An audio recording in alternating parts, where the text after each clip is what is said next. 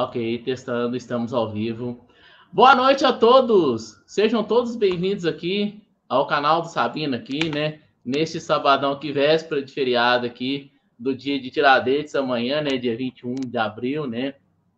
Grande feriado, no domingo, né? Porque que o cara veio de semana, né, gente? Mas tá bom demais, né? Então eu quero já dar aqui meu boa noite aqui, né? Ao Lincoln Lamos, que chegou aqui primeiro, né? Lincoln Ramos, né? Calian Coelheiro, né? Alisson Augusto, né?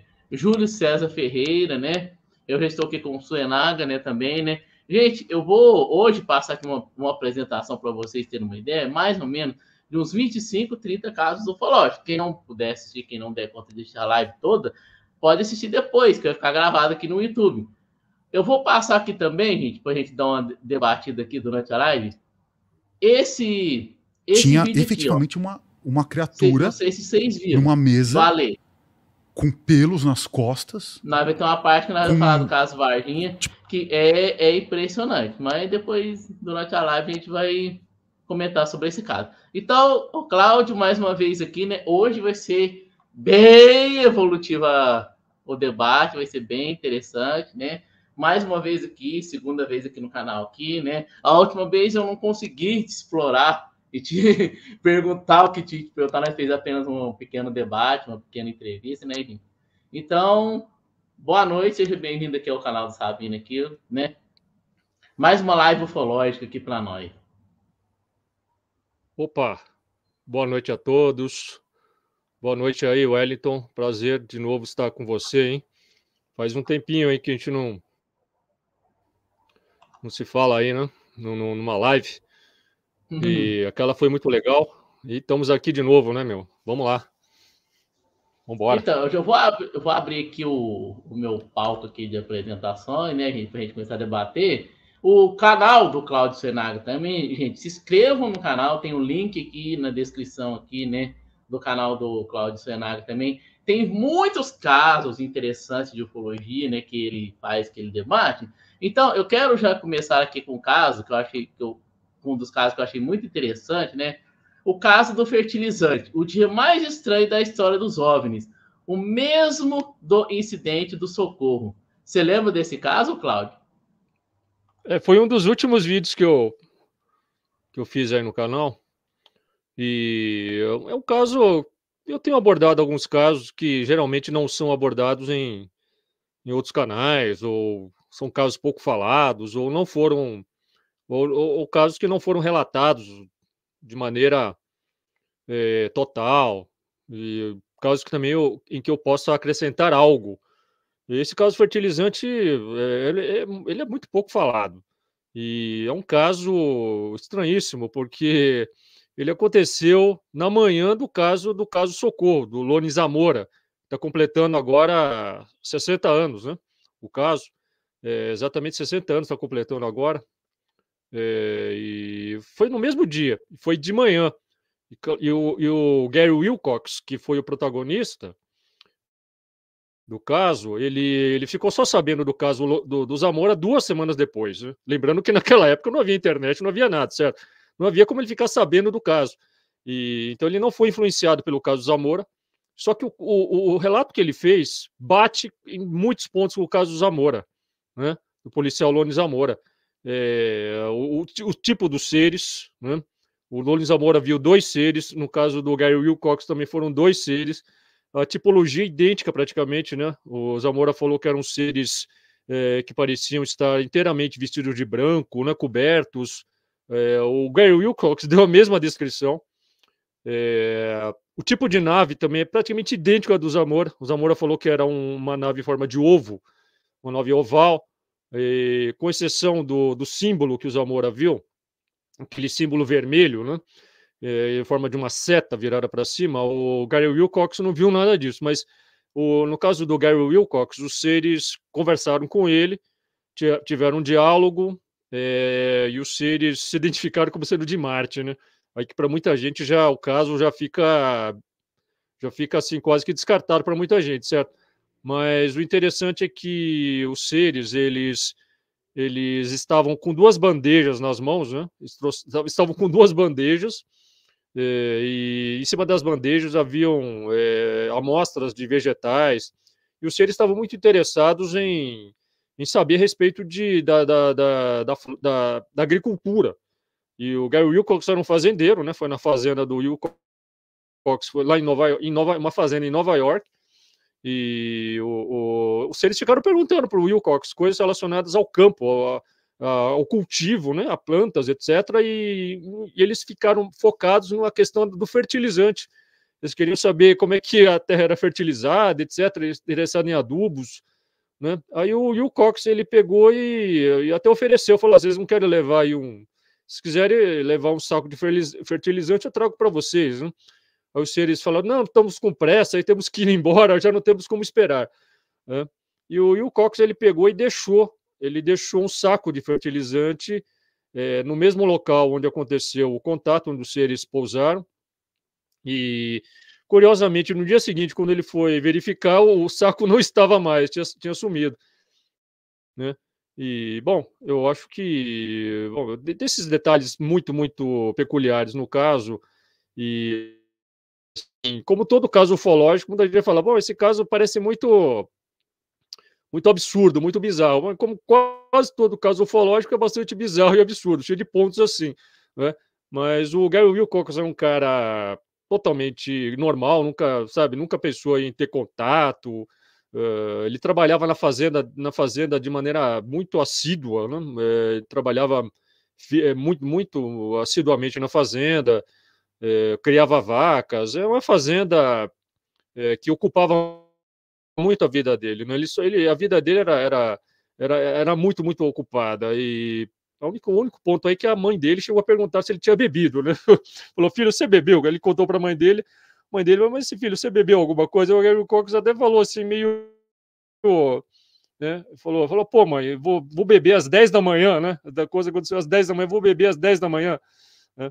E, bom, eu acho muita coincidência. Agora, é claro que o caso Zamora, nos últimos anos, ele tem sido muito contestado e praticamente descartado, porque surgiram vários indícios de que o Zamora teria confundido o OVNI, né? Todo o avistamento teria sido uma mera confusão. Dizem até que ele perdeu o óculos, e no momento ele estava sem óculos e acabou se confundindo, talvez, com o módulo lunar LEM, né? Módulo lunar que estava em testes na época.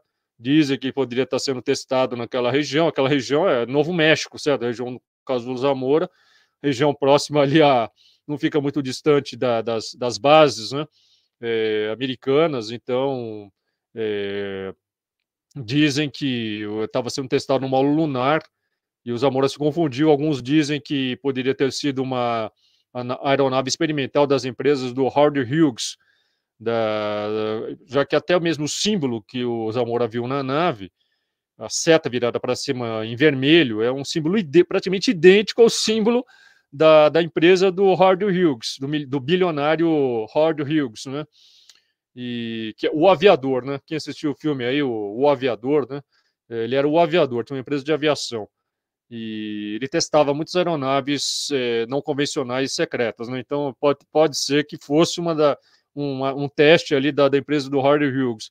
E a outra versão que está sendo aí a mais aceita é de que ele foi vítima de uma pegadinha, né? O Zamora foi vítima de uma pegadinha de estudantes que não gostavam dele, de uma universidade próxima, já que o Zamora ele costumava pegar no pé dos estudantes e ficar em cima dos caras. Os caras resolveram pregar uma peça no Zamora, né? E fizeram uma peça muito, muito bem elaborada, né? Acho que eram estudantes aí que conheciam muito de tecnologia, e eles usaram ali alguns instrumentos tecnológicos para enganar o Zamora, né?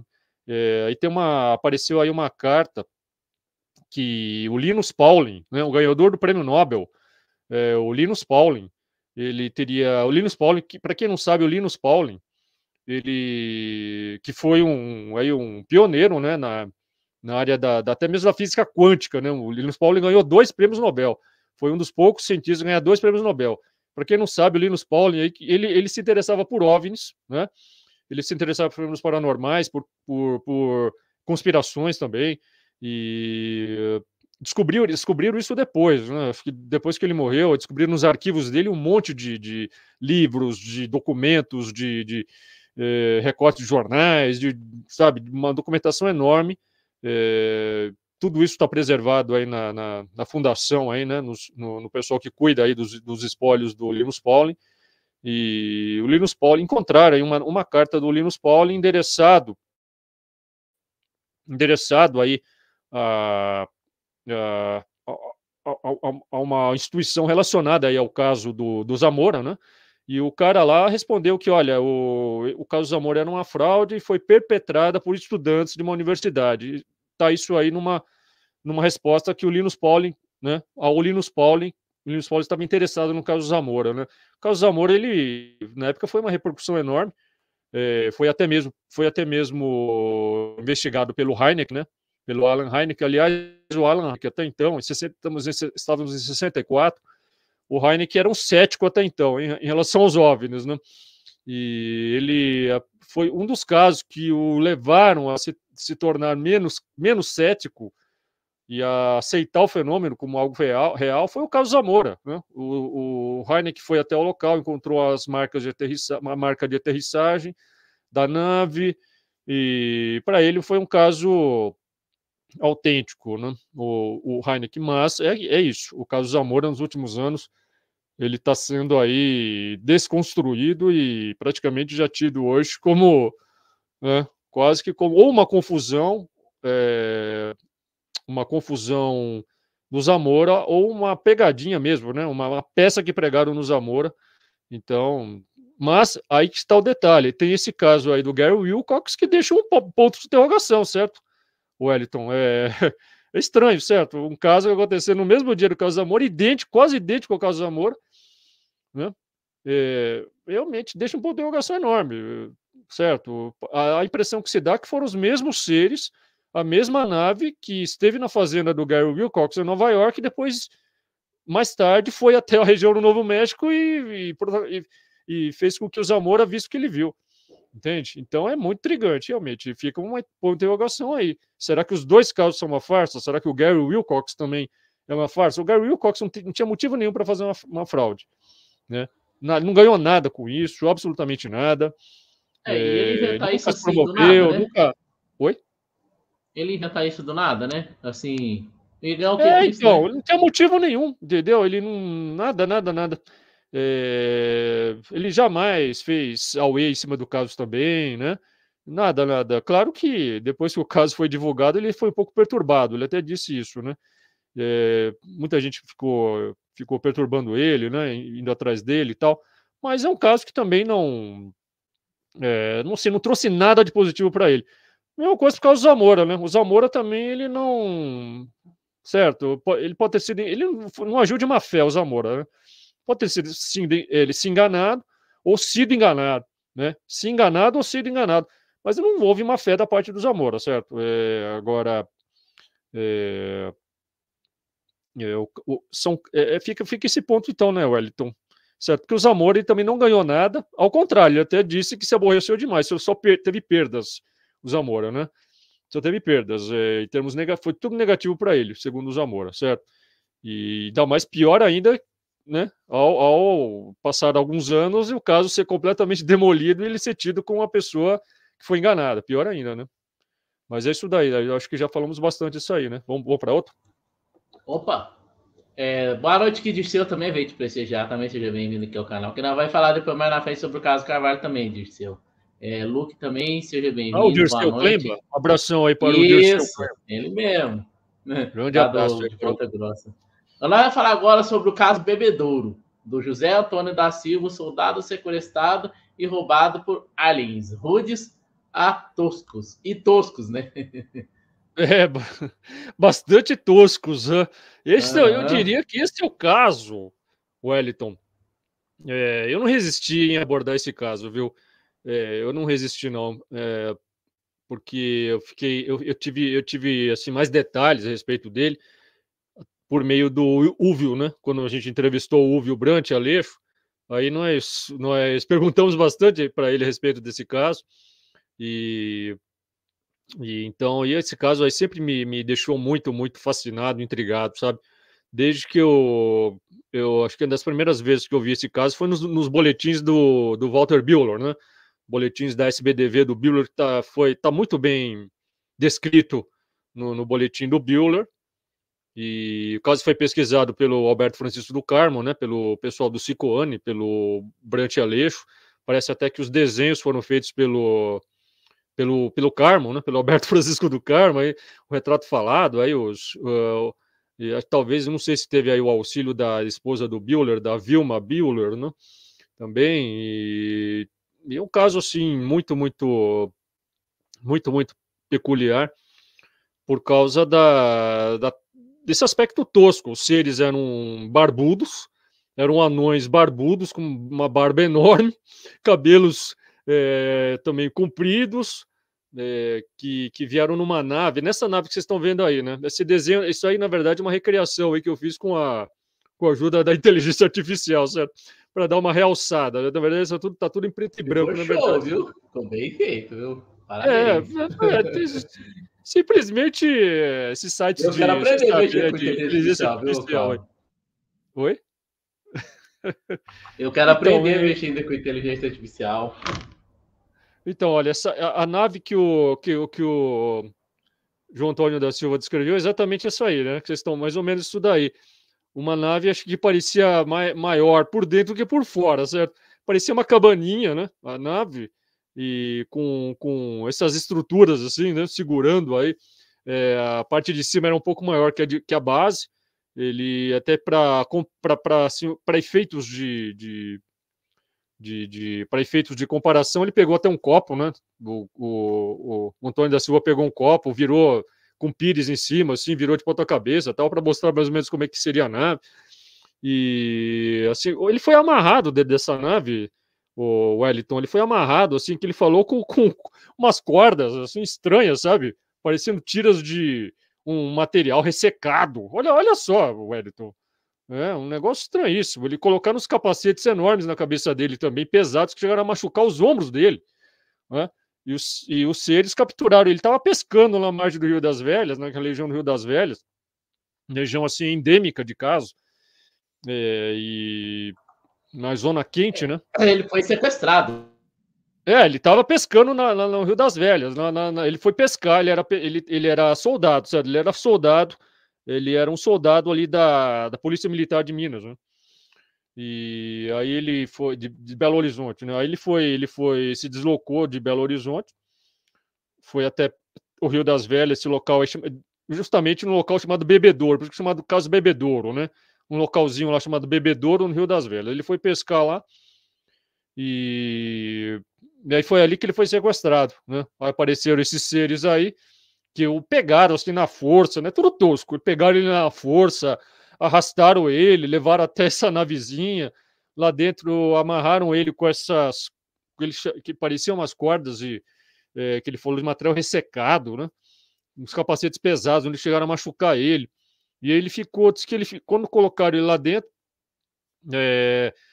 a viagem parecia que não terminava nunca, sabe? Os seres ficaram lá junto com ele. Os seres também se amarraram lá com ele, lá nos banquinhos, sabe? Eram uns banquinhos, assim, muito desconfortáveis, né? Nada ergonômicos. E ele sofreu muito. Ele ficou horas. Ele chegou a relatar que... Ele falou, parecia que não chegava nunca, né? Foram horas lá naquele negócio, no desconforto total, né? E aí quando chegaram no destino, era uma caverna, certo?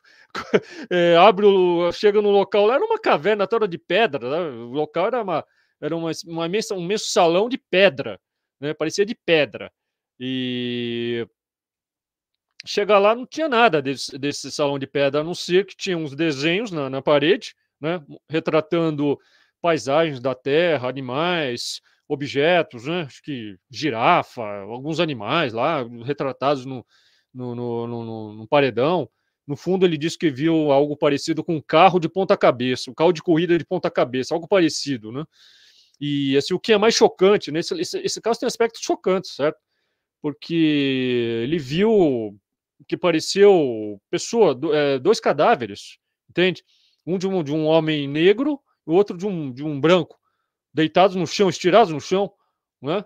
Parecia que estavam mortos ali, estavam imóveis. E num certo momento, o Antônio da Silva, ele era muito católico, né? Ele foi até ele tinha um rosário amarrado, ele estava dito que está aí na foto, ele estava sem camisa, estava pescando, né? Estava só de uma bermuda, sem camisa, ele usava uma meia na cabeça. Sabe aquela pessoa que usava aquelas meias na cabeça, meia de mulher, né? Aquelas meias na cabeça, ele usava uma meia na cabeça e ele estava com um rosário amarrado na cintura, sabe? Ele era muito católico, ele rezava o terço, né? Tinha um rosário amarrado na cintura. No momento, ele estava morrendo de medo, né? Amedrontado. Aí, num certo momento, ele pegou e começou a rezar o rosário. Ele pegou o rosário e começou a rezar. Os seres, quando viram aquilo, ficaram assim com medo. Olha que coisa engraçada, rapaz. Ficaram meio que amedrontados com aquilo, ficaram assim, né? Não gostaram do que ele estava rezando o rosário e arrancaram o rosário da mão dele. No que arrancaram o rosário, as contas do rosário caíram no chão, quebrou, né? E os seres, eles deram um negócio para ele, um negócio para ele beber num cubo escavado, que tinha uma pirâmide escavada, né? Uma pirâmide invertida escavada num cubo, algo assim, certo? Um copo um tanto quanto surreal, né?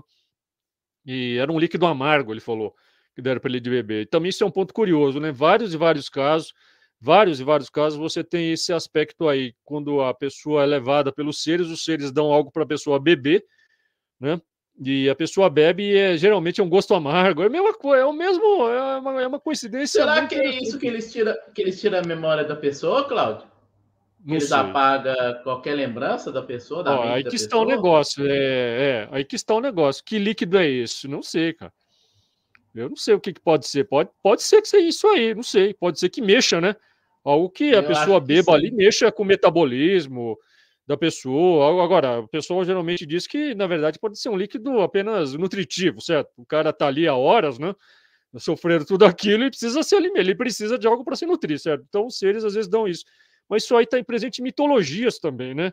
Contos de fadas. Você vê vários contos mitológicos, vários contos desse tipo, Irmãos Grimm, né? De contatos com fadas, contatos com seres sobrenaturais. Você vê os seres, né, oferecendo uma beberagem. Você vê até que até no conto Alice no País das Maravilhas, Alice bebe, né? Você lembra disso? Que dão para ela um líquido para ela beber, a Alice encolhe, depois ela aumenta, né? Então, esse negócio de dar um líquido é um negócio, é um ponto que as pessoas precisavam, né, talvez investigar melhor o porquê disso. Você vê o caso do Tasca, no caso do Tasca, né? O Tasca também bebeu um negócio ali, né? Alguns dizem que o gosto é mais para adocicado, outros já dizem que é mais amargo, né? E é curioso isso daí, né? Porque tem casos também são os raros os casos em que os seres ofereceram algo para comer. E às vezes, quando oferece algo para comer, é algo assim, semelhante a um pão, né? Um pão, tipo pão ázimo, sabe? E um gosto também não muito agradável e tal. É muito curioso. Agora, voltando ao caso, e os seres chegaram a propor aí para o Antônio da Silva, fizeram uma proposta, quiseram que o Antônio da Silva cooperasse com eles para, em termos de fornecer, olha, isso é um negócio estranhíssimo, né? Para fornecer, parece que os seres queriam armas, sabe? Como ele era um policial, então parecia que estavam querendo armas, algo assim dele, sabe? Fazer um acordo nesse sentido. E o Antônio da Silva está muito amedrontado. Em certo momento ele até chegou a ver, né? Diz que apareceu no momento naquele momento que ele estava mais amedrontado, apareceu um ser, que era um ser tipo beta, era um ser loiro, um ser de 2 metros de altura, e apareceu ali do nada e começou a acalmá-lo, falar com ele, mas esses seres barbudos não estavam vendo ele, né? E só o Antônio da Silva estava vendo esse ser loiro aí, 2 metros de altura, que apareceu para acalmá-lo. Também é um outro ponto aí que também é muito comum, né? Muitos abduzidos relatam que no meio da abdução, com aqueles seres cinzentos, os seres greys, às vezes aparece um ser alfa, um ser beta, né? Um ser diferente, um ser mais semelhantes a nós, que aparece para conversar, para acalmar, É muito peculiar isso, e o Antônio da Silva ele relatou isso, né, em 68, quer dizer, numa época em que ainda muito pouco se falava, né? Nem se falava em abduções na época, certo? Nem se usava o termo abduções. E o Antônio da Silva ele antecipou esses pontos que foram aparecer só depois. E, bom, então é isso, o Wellington. Basicamente é isso. Deixa eu complementar aqui. Ele não lembra. Ele chegou a falar como é que era a nave por dentro? O que tinha nela por dentro ou não? Então, ele falou que a nave não tinha nada, assim, né? É uma nave minimalista, vamos dizer. Só tinha os banquinhos. Ele não viu quase nada. Ele disse que viu que as luzes da nave, né? Lá dentro eram muito intensas, mas não tinha fonte. Ele não via a fonte da luz. Né? Também outro ponto também presente em quase todos os relatos, das pessoas veem a curiosidade, mas não vê lâmpadas, não vê a fonte da luz. Ele só viu isso, o ambiente era muito iluminado, ele até sentiu desconforto visual. Né? Quando ele voltou do contato, ele passou semanas sofrendo várias sequelas, certo? Várias sequelas. Ele ficou com problemas para se alimentar, né? Falta de sono, todos aqueles sintomas que a gente já está cansado de ver em todos os casos. Né? Todos os casos a gente vê as mesmas sequelas. E ele relatou isso. Agora, assim, detalhes mais. Ele não viu nada demais, entendeu? A nave era tosca, como eu estou te falando, era bem tosca, né? E, bom, um detalhe aí é que ele disse que a impressão que ele teve é que a nave não foi para outro planeta, Wellington. Ele achou que a nave, na verdade, foi para o centro da Terra. Aí está um detalhe também a ser anotado, né? Ele achou que aquilo ali não foi uma viagem para outro planeta, não. Foi para o centro da Terra. E todo o relato dele, do local onde ele esteve, acho que bate mais com isso mesmo, né? Bate mais com isso. E tem outros detalhes, muitos outros detalhes aí, que as pessoas precisam. Eu fiz um vídeo a respeito aí. Não, quem quiser saber mais, eu acho que pode conferir aí. No link também aqui tem o canal do Cláudio aqui, quem quiser acessar lá para conhecer o canal do Cláudio Fenaga. Boa noite, Kirone, né? Na Rimã também acabou de chegar, né? Diocletas, comunicação instrumental, né? Passando aqui agora para o próximo aqui, Antônio Carlos Ferreira, o vigia noturno que teve um filho com uma alien, súbito em Mirassol, ou seja, é o caso Mirassol, né, gente? Aqui, ó, Antônio Carlos Ferreira, muito conhecido esse caso, né, Cláudio? Nossa, é clássico também, outro caso clássico aí. Bom, é o caso do Antônio Carlos Ferreira que eu obtive mais informações por meio do Ney Matiel Pires, que também pude entrevistar, né? Aliás, eu e o Pablo fomos aí praticamente, acho que fomos os últimos a entrevistar o Ney Matiel. Então, nós entrevistamos ele e passaram alguns dias, ele faleceu. Né? Coisa triste, mas nós entrevistamos o Ney Matiel e praticamente ele passou quase toda a entrevista falando do caso Mirassol, certo? Foi o caso que ele foi o maior caso que ele pesquisou. E ele escreveu até um livro, né? Um livro que foi publicado em inglês sobre o caso Mirassol, e que, na verdade, é o livro branco dos discos voadores do Bueller, certo? Na verdade, quem escreveu o livro branco dos discos voadores do Bueller foi grande parte desse livro foi escrito pelo Ney Matiel Pires, mas o próprio Ney Matiel nunca entendeu o motivo do Walter Bueller não ter colocado o nome dele no livro e ainda ter colocado o nome do Guilherme Pereira como coautor do livro. Guilherme Pereira não contribuiu em nada, não colaborou em nada no livro, né? Só colocou o nome no livro, nem ufólogo ele era. Então é algo assim, também não dá para entender. Mas o Ney Matiel, ele nos acrescentou muitos pontos, muitos lances aí do caso, e assim, né? O Antônio Carlos Ferreira é o caso de abdução mais famoso de contato sexual depois do Antônio Vilas Boas, certo? Se bem que é um caso, em muitos aspectos, bastante diferenciado do caso Vilas Boas, certo? Muito diferente do caso Vilas Boas, mas alguns pontos em comum a gente pode citar aí, né? como a mulher, bom, a mulher do Antônio Carlos Ferreira era muito mais feia. A do Vilas Boas já não era nenhuma maravilha. A do Ferreira era muito feia, por isso que até que chamam de súcubo. Mulher súcubo, né? Quer dizer, uma mulher, assim, uma mulher demônio, né? Súcubo, aquelas entidades demoníacas femininas que atacavam homens. Relatos desse tipo já vêm desde a Idade Média, né? Até hoje existem relatos desse tipo, certo? De pessoas que são atacadas no meio da noite, estão dormindo e aparece uma criatura, se deita sobre a pessoa, né? Então, algo assim muito semelhante a um súcubo. Agora, o Ferreira, ele que nunca tinha... Veja, o Antônio Carlos Ferreira é um cara muito simples, certo? Um cara muito simples, ele tinha feito o Mobral, ele tinha aprendido a escrever um pouco pelo Mobral, né, que era o movimento brasileiro da alfabetização da época do regime militar, dos anos 70, lá. E ele era uma pessoa muito simples. Ele disse que ele só tinha visto um filme de ficção científica uma vez na vida e não conhecia nada de ufologia e tal, né? E ele relatou muitos pormenores que uma pessoa, para inventar aqueles pormenores, ela teria que ter lido algo, certo? Teria que ter lido um material aí razoável para poder inventar tudo o que ele inventou, né? Então, um caso assim, até hoje bastante também aí que deixa a gente encafifado, né? Encafifado. Agora, claro, talvez o Ferreira ele tenha depois sofrido aí o que a gente chama de síndrome do contatado, talvez tenha exagerado, né?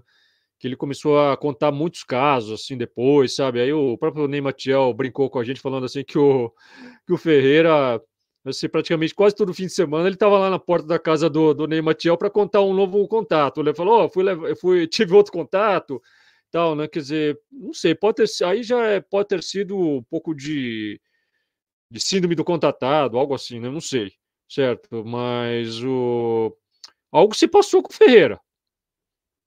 Algo aconteceu com ele, porque ele não teria como inventar, assim, da cabeça dele, né? E não teria motivo nenhum também. Ele era vigia noturno da Transmóveis Fafá, era uma empresa de móveis do Dalu, né? Da família do Dalu, e ele estava construindo um novo galpão para a indústria de móveis dele, e o Antônio Carlos Ferreira, na época, estava de vigia, né? Estava de vigia nas obras, e isso foi em 79, tá, gente? Foi em 1979. E então, aí nisso daí que ele estava lá de vigia, ele batia o cartão a cada 15 minutos, né? Você sabe que os vigias noturnos, para não dormirem, ele precisa picotar o cartão de ponto a cada 15 minutos, né? Então ele vai lá e vai picotando o cartão. Ele estava naquela, e foi nessa daí que os seres apareceram e o levaram. E ele diz até que aplicaram uma injeção nele, veja, Wellington. Uma injeção, rapaz, com agulha e tudo, na veia dele. Talvez algo aí para excitá-lo, né? Para ele conseguir manter relações aí com essa mulher que ele relatou que era muito, muito feia mesmo. Ele falou que a mulher cheirava peixe, pra vocês terem uma Você ideia, né? tá louco. Você já pensou, Wellington? Você contou Você uma é coisa levado aí. interessante aí, ô Cláudio. Olha pra você ver como é que as pessoas podem interpretar um caso igual esse aí, ó. Ele tava de noite, ele tinha que picotar o cartão, igual você contou, ou seja, ele praticamente dormia durante o serviço, né? Ou seja, ele começava a cochilar e acordava assim do nada, não é? As pessoas vão interpretar que ele sonhou. Ele pode ter sonhado, né? Não, olha, sabe o que aconteceu?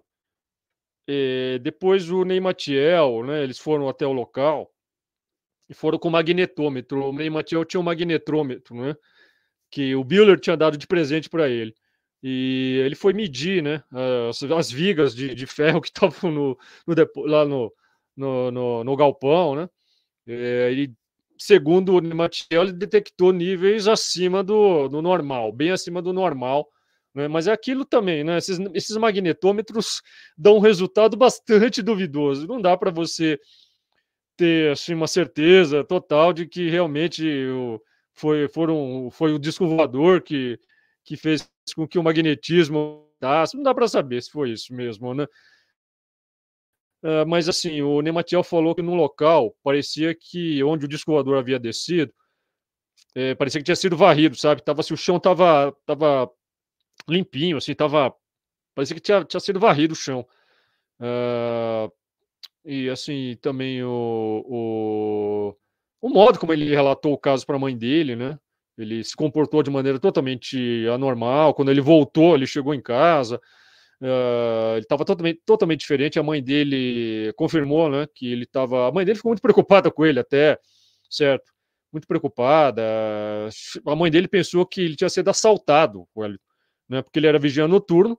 Aí, quando ele relatou que tinham aparecido uns seres estranhos no galpão, a mãe dele já pensou: opa, entraram uns bandidos lá e fizeram alguma coisa com ele. Aí a mãe dele até chamou. Aí foi nisso que a polícia foi comunicada, né? E um dos investigadores lá, conhecia o Neymatiel, né? Aí o negócio todo começou a ser pesquisado. E nossa, são tantos detalhes aí, Wellington. Se você for me puxando alguma pergunta aí, talvez eu me lembre de mais detalhes. Posso sair falando aí, mas são muitos detalhes. Assim, os seres tinham orelhas pontudas, eram baixinhos. Esses seres que o Ferreira relatou eram seres muito, muito parecidos com o caso com o caso do Tatuapé, do caso do Paulo Coutinho, sabe? Que havia acontecido 3 anos antes com o Paulo Coutinho. São praticamente idênticos os seres que o Ferreira relatou. Eram seres anões também, com orelhas pontudas, né? Cabeças grandes, orelhas pontudas.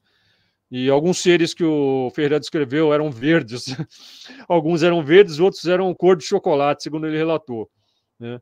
E o que mais aí que pode falar? O Ferreira depois relatou assim, muitos casos. Ele disse que foi até levado para o planeta dos seres. Os seres levaram ele até o planeta deles E outra coisa, Claudio, qual que é o detalhe que lá lembra da nave? Ele ficou muito tempo na nave para ser levado até outro planeta, não foi? Isso, então, ele relatou alguns pormenores, né? Alguns detalhes assim, de painéis que ele viu na nave, certo? Assim, ele viu, né? Coisas assim que, sabe, esse instrumental que na época geralmente se relatava, né? As pessoas que geralmente eram levadas para a nave se relatavam. Assim, uma tecnologia condizente com o da época, né? Curioso isso, certo? Aqueles painéis, né? Luzes, botões, coisas assim, sabe? Assim, nada assim que eu possa assim, destacar, né? Ele disse que chegou a ver a Terra, o Wellington. Ele disse que viu, ele descreveu, né? Os seres quando levaram ele para outro planeta. Ele falou que chegou a ver a Terra, né? Ele relatou como é que ele seria a Terra, né? Para ir para a tristeza, para o desapontamento dos terraplanistas. Ele falou que a Terra era uma bola mesmo, entendeu? Então ele relatou, ele falou que viu a Terra, ele viu um monte de discos. Ele chegou a ser levado para uma nave mãe, né? Uma nave bem maior, haviam vários discos voadores pequenos lá dentro, né? E ele chegou a ver seres. Ele chegou a ver. Parece que ele chegou a ver seres sendo torturados, veja você, né? E Que outros seres. louco! Aí ele perguntou, pô, mas por que vocês estão fazendo isso? Aí eles falaram assim, porque eles desobedeceram ordens, sabe? Rapaz, os seres lá não eram bolinho, não. Entendeu?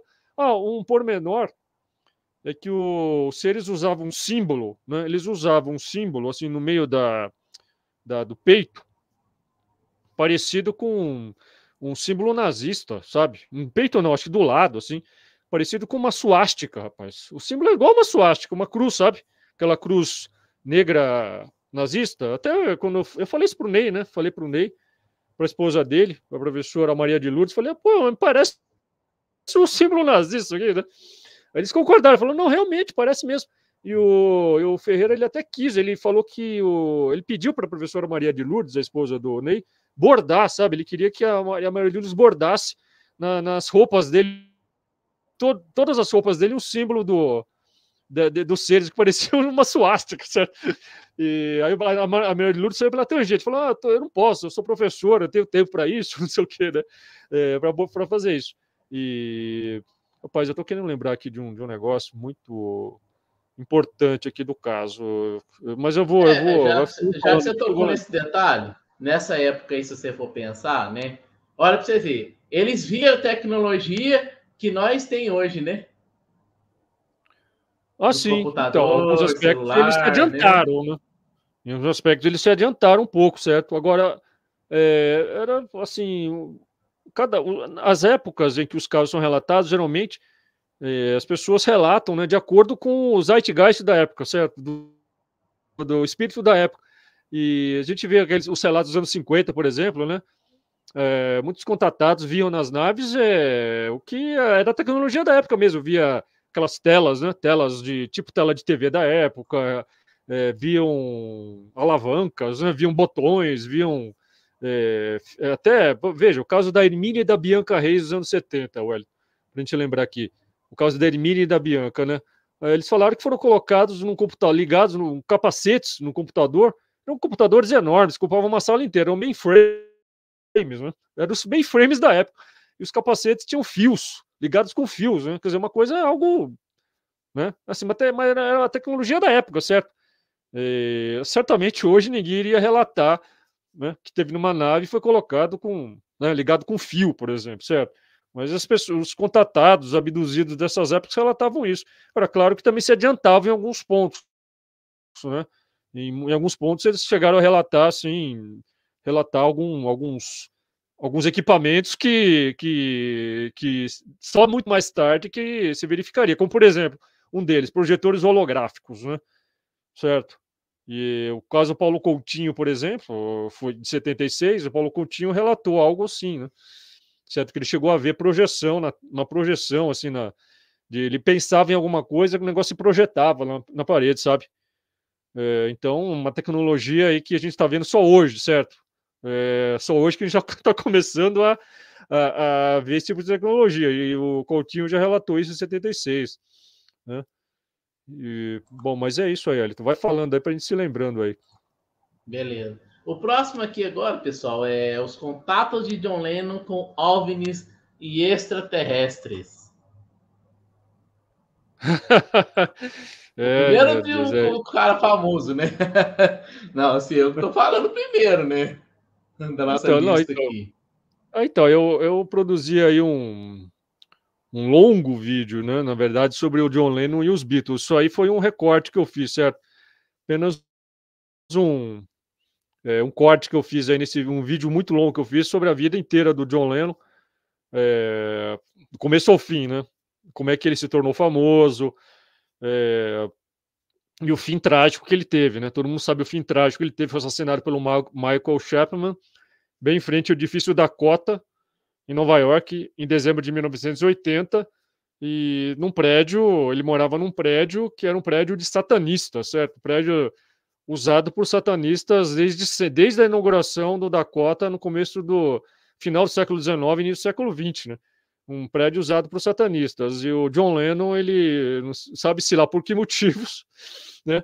Ele gostou do Dakota e comprou até, ele chegou a comprar, ele tinha vários apartamentos no Dakota, né? Em vários andares até.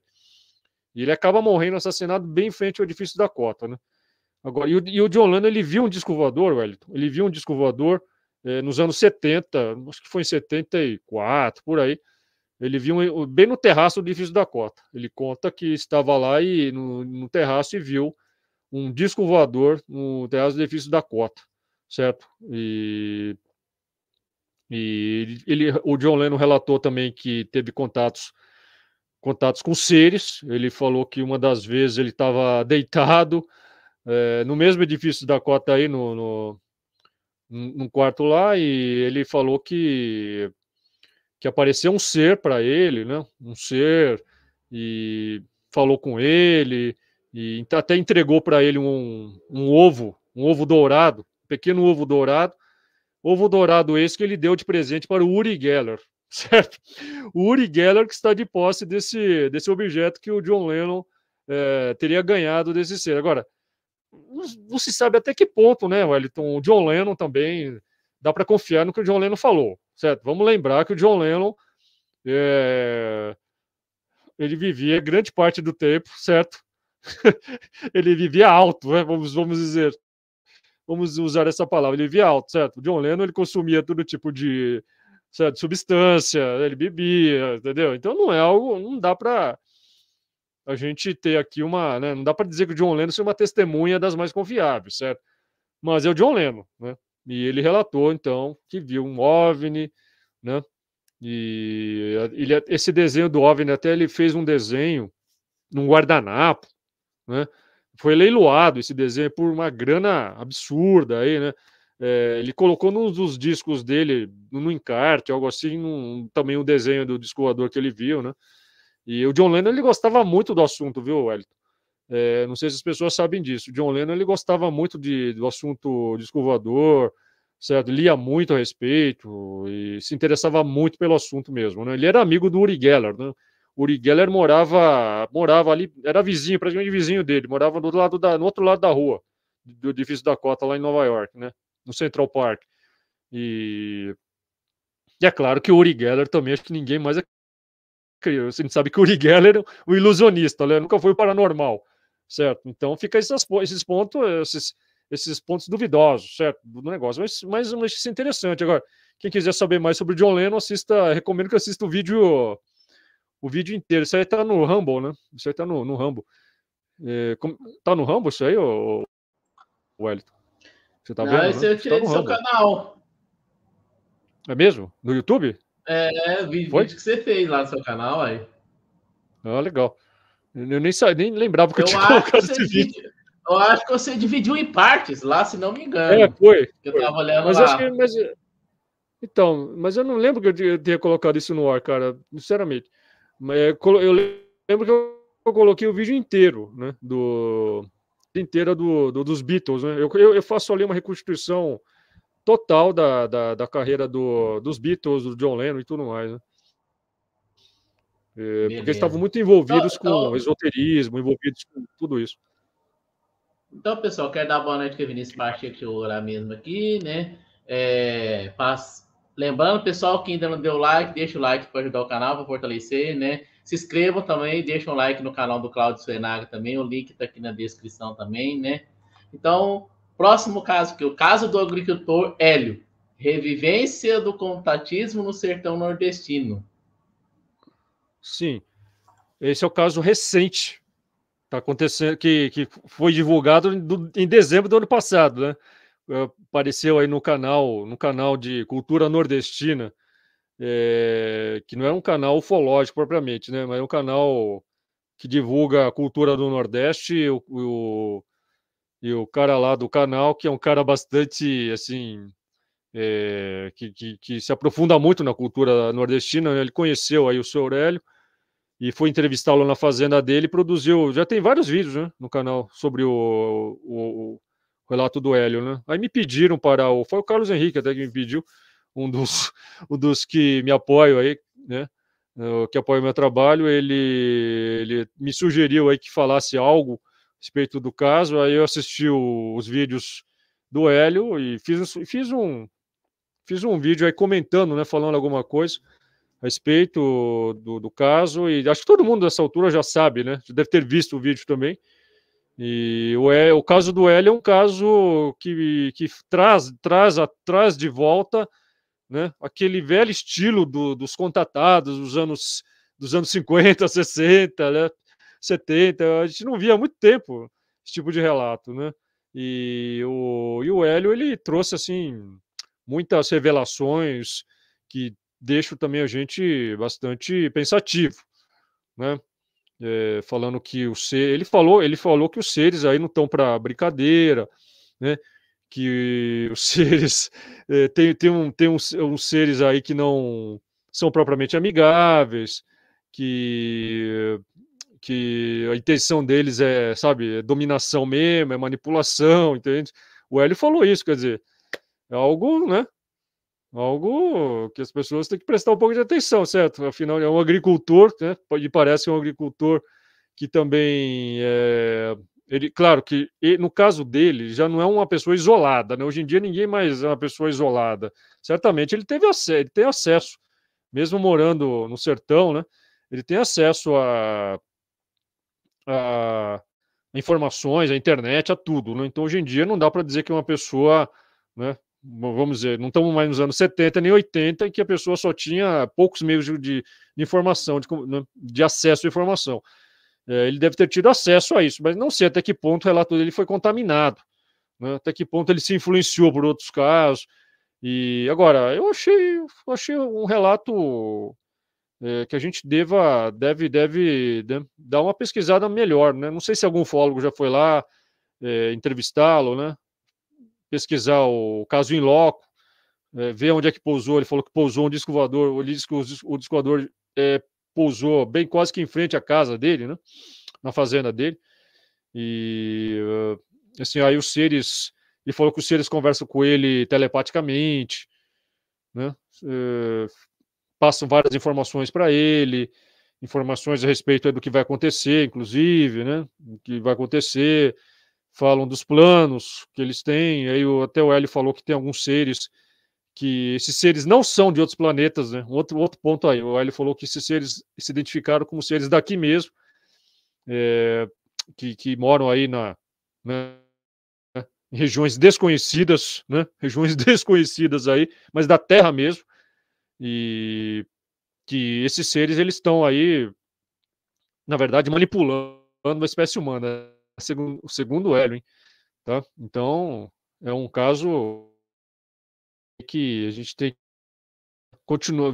É um caso novo, né? Vamos continuar acompanhando para ver serão os desdobramentos, né, do caso aí. Não é isso, Wellington? Vamos lá? O que mais? Ok. Alguma pergunta a respeito?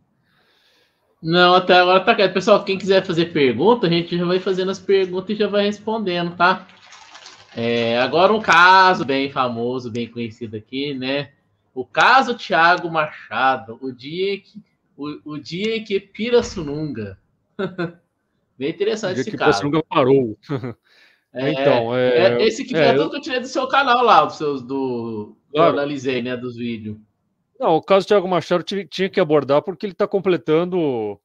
Ele tá completando agora 55 anos.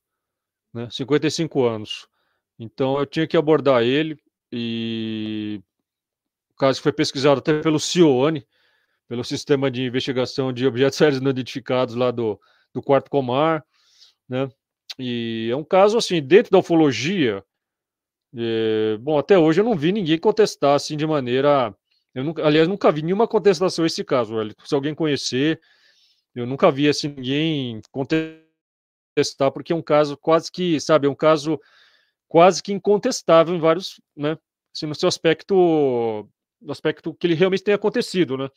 O caso que aconteceu na frente a cidade, praticamente a cidade inteira viu quando o descolador pousou no campo do IZIP, né? No campo do IZIP lá em Pirassununga, no Instituto de Zootecnia, né? Que era da USP. Esse campo aí ficava aí mais ou menos aí uns 600 metros da casa do Thiago. Então ele pôde ver a nave era bem de manhã cedo. Toda a cidade viu. O pessoal começou, foram os vizinhos do Thiago que alertaram. As vizinhas, né? Olharam e viram um objeto, parecia um paraquedas, estava descendo do céu, prateado. A cidade inteira começou a ver aquilo e gritar. E o Thiago, que era mais ousado, era um garoto na época, ele era vendedor de uvas. E ele até pegou o binóculo dele, foi com o binóculo, e ele se embrenhou. Foi o único que teve coragem de se embrenhar para ver, ir até o local onde o objeto tinha descido. E havia muito mato, né? Nessa época, o local todo ali era mato praticamente, certo? Tinha poucas construções e um mato alto. Ele teve que ir atravessando esse mato, tal. E as pessoas foram orientando ele, muita gente gritando, sabe? Vai lá, tal. E aí ele foi indo, né? Foi indo. E até chegar, ele chegou no local, ele encontrou a nave pousada, e dessa nave né? Sai um ser flutuando lá de dentro, né? Um ser que ele descreve como bastante frio, né? Deu para ver assim pelo capacete. O capacete deixava ver o rosto. E ele falou que os seres tinham até tinham cicatrizes, sabe? Um olho era mais alto que o outro, uma pele meio amarelada. E ele tentou lá entabular uma comunicação, né? Parece que o Tiago perguntou de onde é que vocês vêm, né? Vem do norte, do sul, do leste ou do oeste, algo assim. Vocês não entendiam nada, ficaram naquele negócio, né? Naquela mímica, naquele negócio todo. E os seres saiu um tubo assim pelo capacete, né? Pelo desenho você pode ver um tubo saindo quase que pelo queixo. E diz que por esse tubo aí que saía um som, né? Talvez fosse aí os seres tentando se comunicar com ele, falando algo. Não dá para entender nada. E ficou nesse negócio até que o Tiago ele pegou, estava meio nervoso, ele puxou um maço de cigarros, puxou um cigarro, ele acendeu o cigarro assim, né, para tentar se acalmar e jogou o maço de cigarros assim para os seres, né, o gesto de cortesia para os seres. Aí um dos seres colocou a mão em cima do maço e o maço que flutuou e colou na mão do ser e o maço desapareceu. E aí, um pouco antes da nave partir, ele diz que o ser entrou flutuando, assim, nunca jamais virou as costas para o Tiago, foi flutuando sempre de frente para o Tiago até a nave. E quando ele entrou lá dentro, tinha outro ser lá dentro esperando ele. E quando ele entrou lá dentro, o ser pegou uma arma, sabe? Uma arma, parece que tinha uma espécie de manivela, que ele girou a manivela, soltou um raio azul, atingiu a perna do Tiago, e o Tiago ficou paralisado. Ele caiu paralisado e ficou imóvel, não conseguia se mexer, né? Se especula que tenham atirado esse raio para que o Tiago não se aproximasse da nave, né? Para talvez não se machucasse, se acontecesse algo de mais grave com ele. E aí o Tiago ficou lá e no local, né, ficaram marcas, depois encontraram marcas de aterrissagem, a própria aeronáutica foi ao local e fotografou, documentou todo o caso, um dos casos mais bem documentados. Para vocês terem uma ideia, nesse dia, a cidade teve também uma falta de energia elétrica, os telefones ficaram mudos, né? Então, por isso até que eu digo que é o dia que a Pirassununga parou, porque lembra um pouco o filme O Dia que a Terra Parou, né? Lembra do filme O Dia que a Terra Parou, do Robert Wise, dos anos 50? Nesse filme, o Klaatu, né? Lá, o Klaatu, o ET, ele paralisa, Agora, né, durante Cláudio, meia hora todo o sistema de energia da que Terra, né? pode. No caso aí de... Oi, Desculpa te diga. interromper. Como é que pode uma cidade inteira ficar sem energia? Assim, do nada, né? Então, pois é, pois é. Por isso que é um caso, Wellington. Esse caso do Thiago Machado é um caso que eu nunca vi nenhuma contestação nesse caso, nem de cético, sabe? Nunca vi ninguém conseguir contestar esse caso, porque ele é incontestável mesmo, certo? Foi testemunhado por milhares de pessoas, a cidade inteira, a Pirassununga viu isso. Aliás, na época, estava tendo uma onda, né? Em 68 estava tendo uma onda enorme de OVNIs. Desculpa, foi 69. Foi no início de 69, foi em fevereiro. Então está fazendo 55 anos, né? Já de 68, a onda começou em 68, e a onda ainda estava muito forte de OVNIs nessa época. E praticamente a cidade inteira já tinha visto OVNIs, né?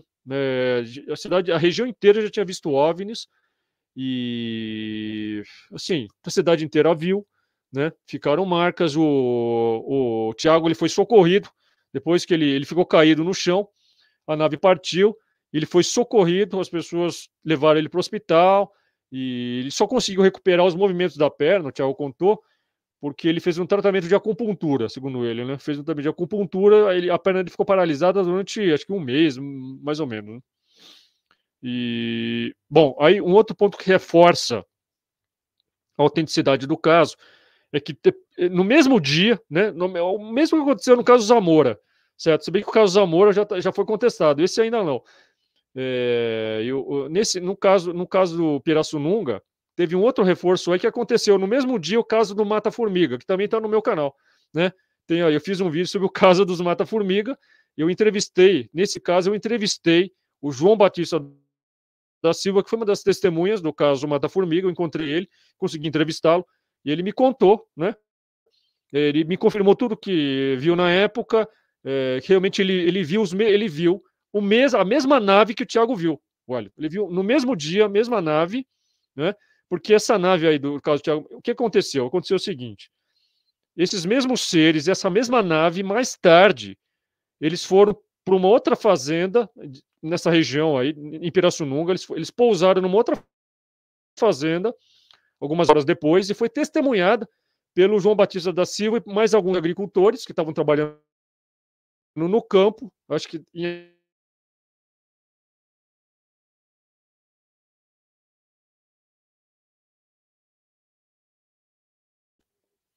tá no ar. Bom, eles testemunharam essa mesma nave, voltou, né, Wellington?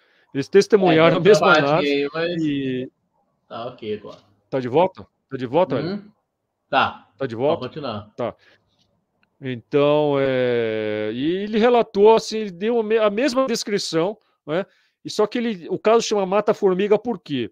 Porque o Batista da Silva e o pessoal da fazenda Bela Aliança, o nome da fazenda Bela Aliança, onde eles estavam, né? Eles acharam que esses seres aí, esses mesmos seres que apareceram para o Tiago, pareciam mata-formigas, né? Porque usavam essa roupa, tipo, né? Que os mata-formigas usavam, né? Todas cobriam inclusive o rosto, tal, né? Para se proteger do veneno, né? Então ele ficou chamado de caso mata-formiga. O João Batista da Silva me relatou, me confirmou tudo, né? Que ele viu realmente a nave apareceu mesmo, e ele viu a nave pousar e tudo mais, né? Viu os seres, né? Então é um caso assim que não tem como assim, é inegável, certo? Porque o caso aconteceu, não tem como contestar. É uma pena que ninguém fotografou, certo? É uma pena. Se fosse hoje, certamente, né, Wellington, com tanta câmera, né, com tanta câmera aí que tem hoje, certamente seria fotografado, mas na época é uma pena que ninguém Até fotografou hoje em dia é nada. difícil, Cláudio, das pessoas gravar, né? Tirar foto. Às vezes escapa, né? As pessoas não vão, não tem tempo, né? Às vezes não pega tempo no negócio e tal. Então, é uma pena, mas o caso, assim, o caso não tem o que contestar. E o Thiago Machado, até o final da vida dele, ele morreu aí uns anos atrás. Ele A sempre sua confirmou o imagem tá caso. travada, tá?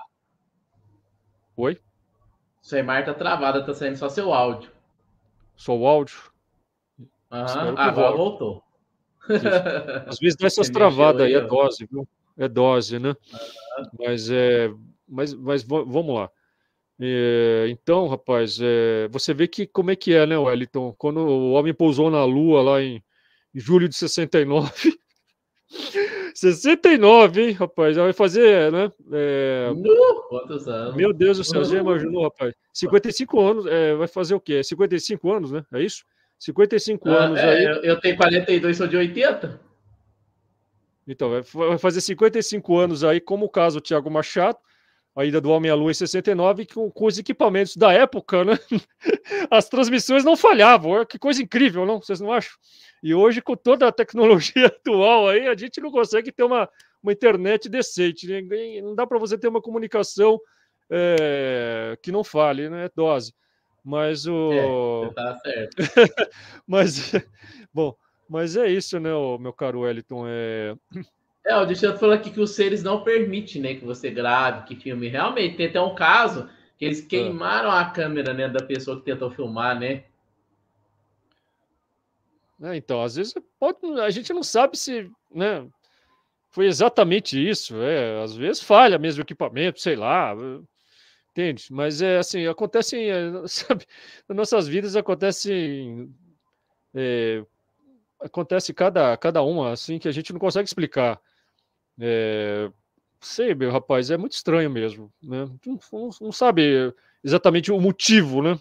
E a gente pensa assim, será que foi providência? Será que foi Uhum. coincidência? Será que foi forças ocultas?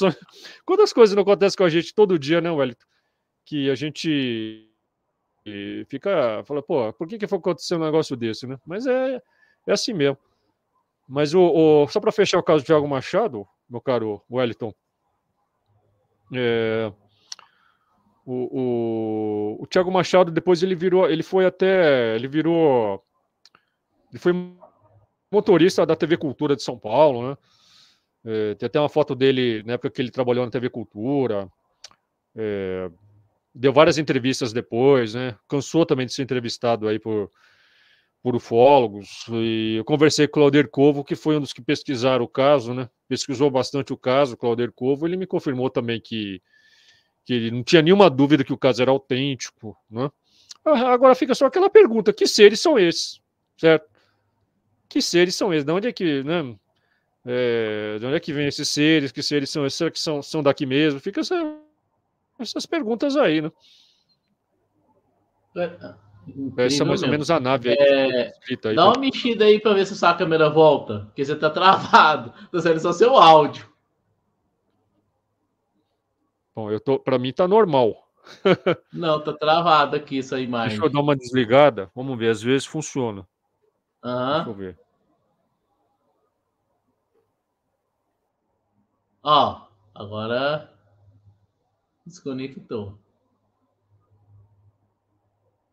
Será que ele volte? Voltou? Voltou. Seu áudio tá sendo normal, mas a imagem ainda não. Rapaz, que coisa.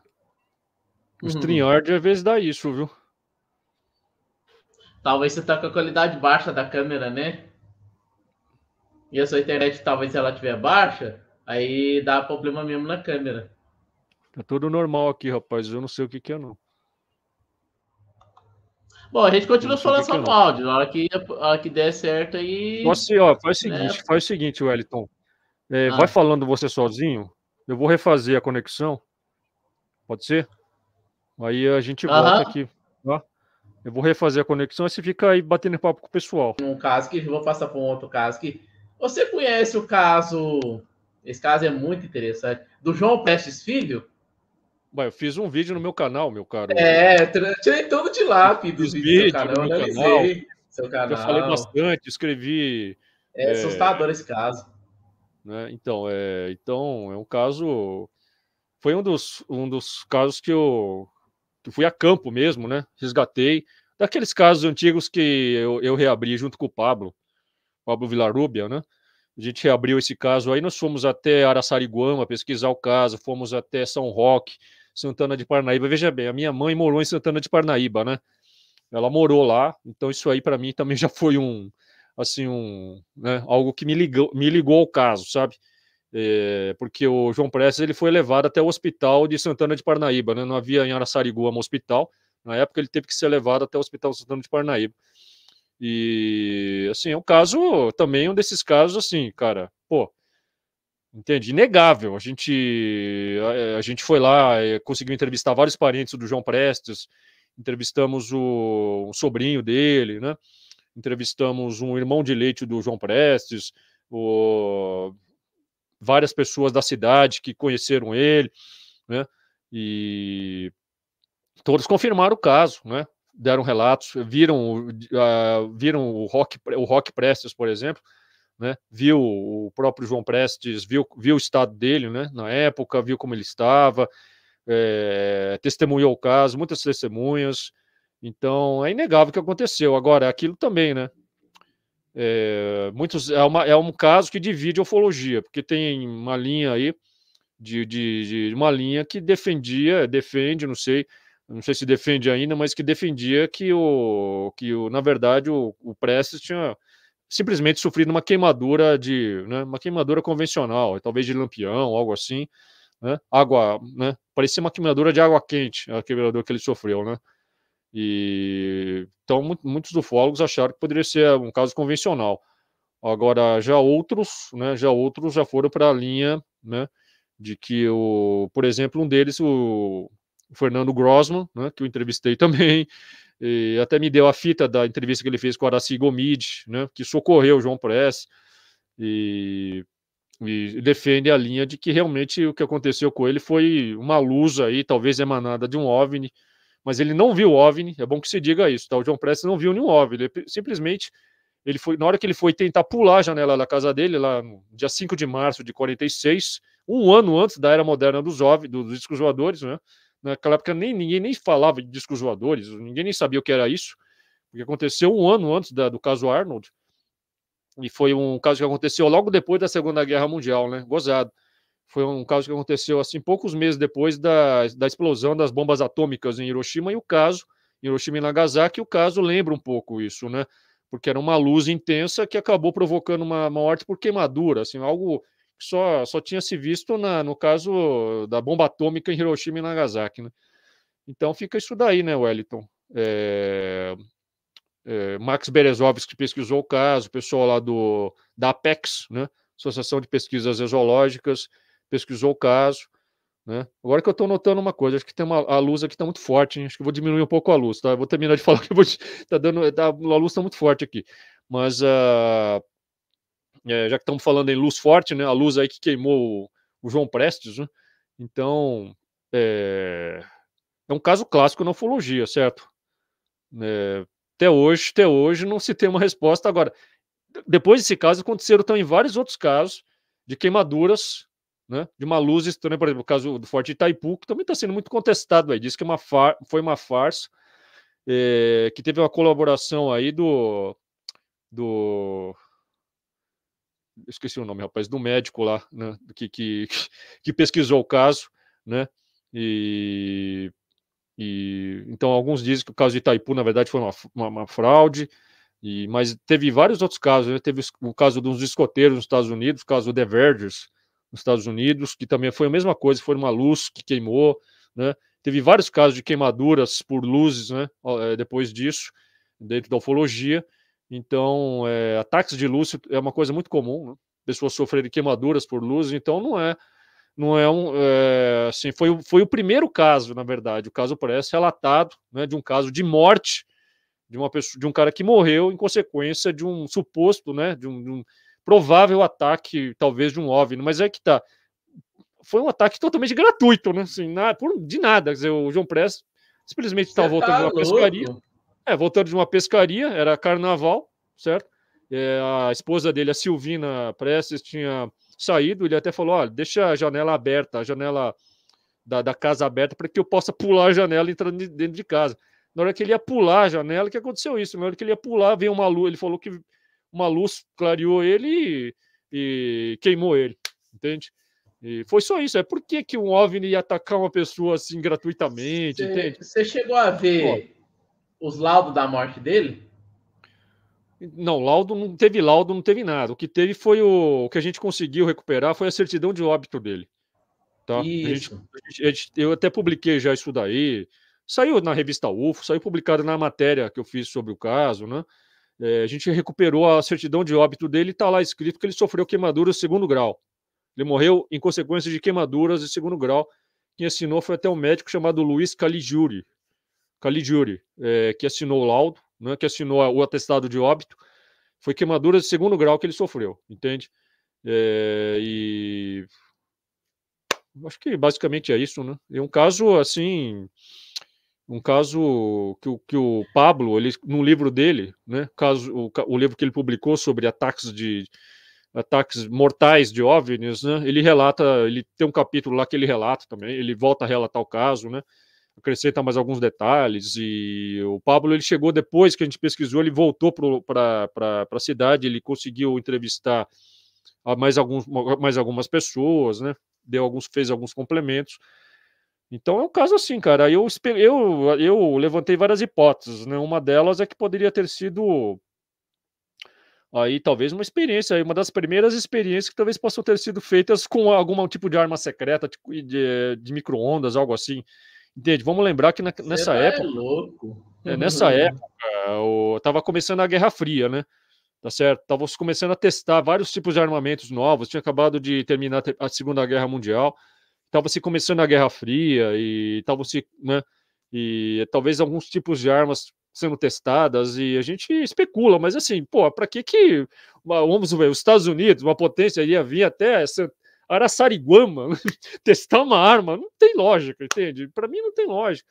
E também, assim, qual a lógica, né, de um disco voador atacar um sujeito ali por nada, né? Assim, não havia nenhum motivo para, né, alguns ufólogos especulam que pode ser um acidente, certo? Eu acho que isso é radiação.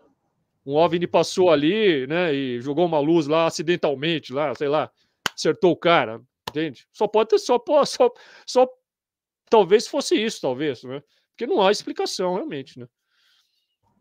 Ô, Cláudio, Oi. eu vou voltar aqui agora rapidinho com você, no artigo que eu vi num jornal que você fez, que saiu falando de você, que fala o seguinte: o Cláudio, ele escreveu uma carta ao senhor Olímpio Vanderlei na época do caso Varginha. Você teve resposta dessa carta? Não, olha, sabe o que eu fiz agora até, o Wellington? Eu publiquei no meu Patreon, eu reuni todas as cartas oficiais que eu recebi, né?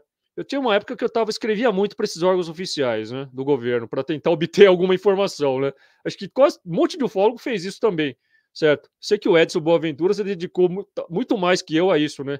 Ele até teve muito mais sucesso que eu, obteve muito mais documentação.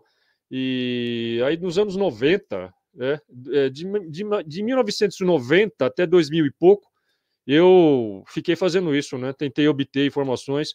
Eu reuni todos esses documentos aí, essas correspondências oficiais que eu recebi do Ministério da Aeronáutica, da Marinha, do Exército, do Nucondabra, do Seconzaer, do Aeroporto de São Paulo, né? do INPE, né? De vários órgãos oficiais eu recebi a correspondência, né? Mas nunca disseram nada assim, né?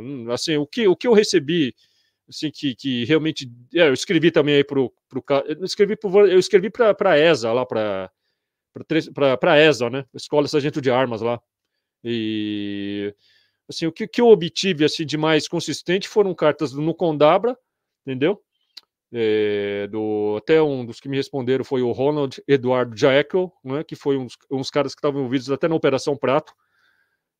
Recebi aí uma comunicação da Infraero, algo assim, né? Os caras admitindo mesmo que pesquisavam o assunto, sabe?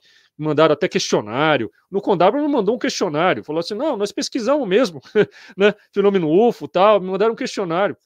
E aí eu reuni toda essa documentação, Wellington, e coloquei no meu Patreon, entendeu? Em duas partes lá. Coloquei tudo lá, todos esses documentos, isso aí tá tudo lá, entendeu? Mais de 10 anos de documentação que eu recebi. Aí do caso Varginha, rapaz, eu escrevi lá e para a ESA, né? E assim, eu peguei e falei lá para os caras, né? Falei, meu, se vocês quiserem aí, né? A gente, né? Eu falei pro cara lá, ó, tá cheio de cara aí, pesquisador aí que só fica, né? Enrolando aí, não sei o quê, falando besteira, né? E vocês quiserem aí, a gente faz uma, né? Tenta tenta saber, tenta ir mais a fundo aí, né? Fazer uma, né? Eu tô aqui, eu colaboro, eu ajudo a vocês aí, o que vocês quiserem, entendeu? Eu falei mais ou menos nesse tom aí, para ver se conseguia arrancar algo, entendeu? Para ver se eu conseguia, porque você escrever assim, do jeito que eu estava sempre fazendo, né? Pedindo informações, eu nunca obtive resultado nenhum. Aí eu falei, vamos ver se eu falar de maneira assim mais contundente, mais radical, aí de repente eles liberam alguma coisa, mas não deu efeito nenhum, meu caro Wellington. Deu em nada. Deu em nada. Dá para imaginar, viu? Não, mas na verdade é o seguinte, meu caro Wellington, olha, eu já falei isso aí também várias vezes, tá? Muitos ufólogos têm essa ilusão, né, de que se eles fizerem isso ou aquilo, não sei o quê, sabe, forçarem a barra, vão conseguir algo. Olha, isso tudo é uma ilusão enorme. Sabe por quê, Wellington? Porque você está lidando com gente da mais alto staff, né? Ligado a mais alta segurança, mais alto staff, ligado a altos escalões, talvez até sociedades secretas, etc. Essa gente tem uma agenda própria, tá? Uma agenda, uma política própria. Você acha que os caras, Wellington, eles vão fazer algo só porque você quer, porque você está querendo? Entendeu? Os caras não. É óbvio que não. Se eles liberarem algo, certo? Vai ser por quê? Vai ser não porque você está querendo, mas porque é do interesse deles. Entende? Então eles vão soltar alguma coisa porque eles estão querendo, assim, entende? Fazer com que a sociedade comece a aceitar mais o fenômeno, mas assim, por uma agenda que vem lá de cima e que atende a altos interesses, certo? Então, qualquer informação que eles liberem, não é porque muitos ufólogos vêm aí e ficam falando, foi porque a gente está pressionando, porque a gente, graças a nós, não tem nada disso, cara. Isso é pura ilusão, pura balela, entendeu? Esses caras aí eles só vão liberar algo, falar algo se for do interesse deles, certo? Porque tem uma política por trás que os move a isso. Caso contrário, eles não têm nenhum tipo de compromisso com a, sabe? Eles não têm nada assim que, nós vamos atender porque os caras estão pressionando, nada. Isso tudo é ilusão, cara. As pessoas têm que, os ufólogos têm que acordar e sair dessa ilusão. É muita infantilidade, né? Agora, Do pessoal pensar isso, cara. A gente está na mão aí de altos poderes, cara. E quando os caras liberarem algo, aí os caras começaram a soltarem fogos. Tá vendo? Olha, não foi porque vocês estavam querendo, é porque isso aí faz parte de uma política, certo? Que eles estão interessados, eles estão querendo fazer algum tipo de modificação nas crenças das pessoas, algo assim, certo? É como aí esses caras que estão aparecendo, esses informantes que estão aparecendo nos últimos anos aí, né? Tipo David Grosh e companhia, né? Que ficam falando isso daí. Certamente esses caras estão cumprindo ordens, entende? Eles vêm a público, falam isso porque tem algo por trás que eles estão cumprindo alguma ordem ali, entende? Muita gente solta fogos achando que está mudando alguma coisa, não está mudando nada. A ufologia sempre foi assim, já nos anos 50, vamos lembrar que em 1954, ainda durante o governo Getúlio Vargas, final do governo Getúlio Vargas, o governo reconheceu oficialmente o fenômeno OVNI, certo? Saiu na revista O Cruzeiro isso daí. Eu tenho essas matérias todas aí. Muitos anos, né? Já em 54, certo? Quando houve uma grande onda de OVNIs no Brasil, até as bases aéreas lá do Rio Grande do Sul, né? Os pilotos testemunharam. Aquilo que aconteceu em 86, por exemplo, quando tivesse, né, em 82, já tinha acontecido em 54. Então, já naquela época, eu tenho as matérias todas, o governo reconhecendo o fenômeno, os militares, entendeu? Então, não é nada novo isso daí, certo? Quando eles querem abrir o negócio e divulgar, eles fazem. Mas eles só vão fazer isso por causa de alguma agenda que eles estão seguindo, entende?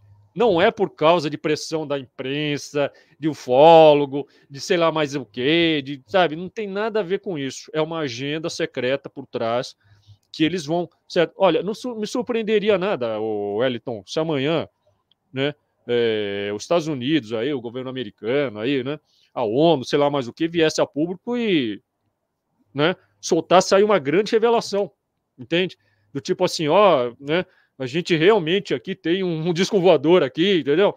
A vida vai ser surpresa, para ninguém vai ser surpresa, né? Só para alguns. Eu não duvido que isso possa acontecer, entende? Agora, aí não vem os ufólogos aí, né? Mas vai vir, né? Certamente, os caras vão falar, tá vendo? Né? Se não fosse a ufologia, se não fosse nós, né? Não ia acontecer nada disso. Olha, brincadeira. Os caras estão fazendo isso daí, né? Porque eles estão querendo, com isso daí, gerar algum efeito, né, na sociedade, entende? Produzir algum tipo de efeito na sociedade. Entende? É por isso, certo? Então, tem horas que os caras negam o assunto, tem horas que os caras admitem, né? Eles fazem essa política, rapaz. É uma política, sabe, isso aí se chama, sabe o quê? Psicologia inversa, entende? Psicologia inversa, isso se chama. A psicologia inversa é assim, quando você nega algo, você, na verdade, está afirmando, né? Certo? A mesma coisa que eu chegar aqui para vocês e falar assim, não pensem em girafas azuis. Todo mundo vai pensar em girafas azuis. Não é isso? Não é verdade? Não pense em girafas. Todo mundo vai pensar em girafas. É uma psicologia inversa, cara, que eles fazem. O tempo todo. Eles estão jogando isso com a psicologia da população. Durante a Guerra Fria, isso foi muito usado. Por quê? Para quê? Foi usado porque isso interessava, né? O fenômeno OVNI, ele foi muito fomentado na época da Guerra Fria. Muitas pessoas pensam que os governos eles estavam escondendo. Não era. Olha, quando você vai estudar mesmo a história do fenômeno, você vai observar, na época da Guerra Fria, o fenômeno era fomentado. Por quê? Porque isso ajudava a esconder os projetos deles de armas que eles estavam desenvolvendo. Entende? Por exemplo, o próprio protótipo do avião invisível Stealth, o B-2, né? As pessoas ficaram vendo durante anos aqueles triângulos negros nos céus, né? Aquilo ali deve ser de outro planeta. Não era. Eram os Stealth B-2, os aviões invisíveis que estavam sendo testados, né? E aquilo ali era testado assim, cara. Os caras mandavam os pilotos sobrevoarem cidades, entendeu? Sobrevoarem todos os locais, e as pessoas viam aquilo. né? E confundiam aquilo ali só pode ser disco voador. Maravilha, cara. Os caras achavam ótimo. Por quê? Porque ninguém sabia que isso era um projeto secreto. Entende? Era até daquela empresa chamada Skunk, né? Skunk é uma empresa altamente secreta, que hoje não é mais secreta, que produzia armamentos, né? Tem hoje vídeos aí, um monte de vídeos hoje, documentários na internet, né? Sobre essa empresa chamada Skunk, que produzia aeronaves secretas já desde o final dos anos 40, né? Produziram um monte de aeronaves secretas, inclusive o avião espião U-2, né? O próprio Stealth, o próprio B-2, e os caras até falaram que estavam testando até projetos de discos voadores, né? Se isso aí era engenharia reversa, já é outro assunto, mas eles até admitiram que estavam testando projetos de discos voadores, tá certo? Então, é isso daí, Wellington. Vamos lá, eu já falei demais isso aí, bicho. Como eu já tinha falado para você, eu vou passar mais alguns casos aqui para você aqui, vai ficar muito cansativo para as pessoas. Nós vai marcar uma outra live depois no mês que vem. Eu vou apagar uma luz, acho que está muito forte a luz aqui. Ó. Eu acho mais fácil, pessoal, porque são muitos casos e leva horas para debater tantos casos, né? E é muito cansativo, uma live muito longa, e eu sei que as pessoas não assistem depois, né? Por isso eu vou fazer muitos cortes. O pessoal não aguenta, não, mas olha, se a pessoa quiser saber detalhes, né? Depois dessa live, né? Se as pessoas quiserem saber detalhes, aí também pode entrar no meu canal lá, que tem todos os casos também. Né?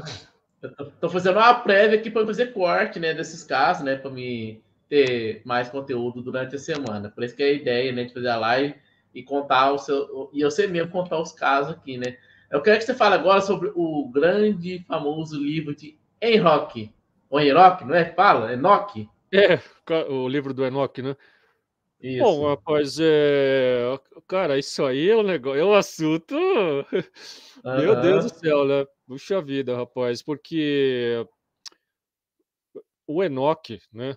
O livro de Enoch é um livro que fala de um assunto aí que eu acho que talvez seja um dos assuntos mais, né, tratados hoje em dia aí nesse campo aí, né? De presença alienígena no passado, coisas que tais, né? Porque fala de anjos caídos, certo?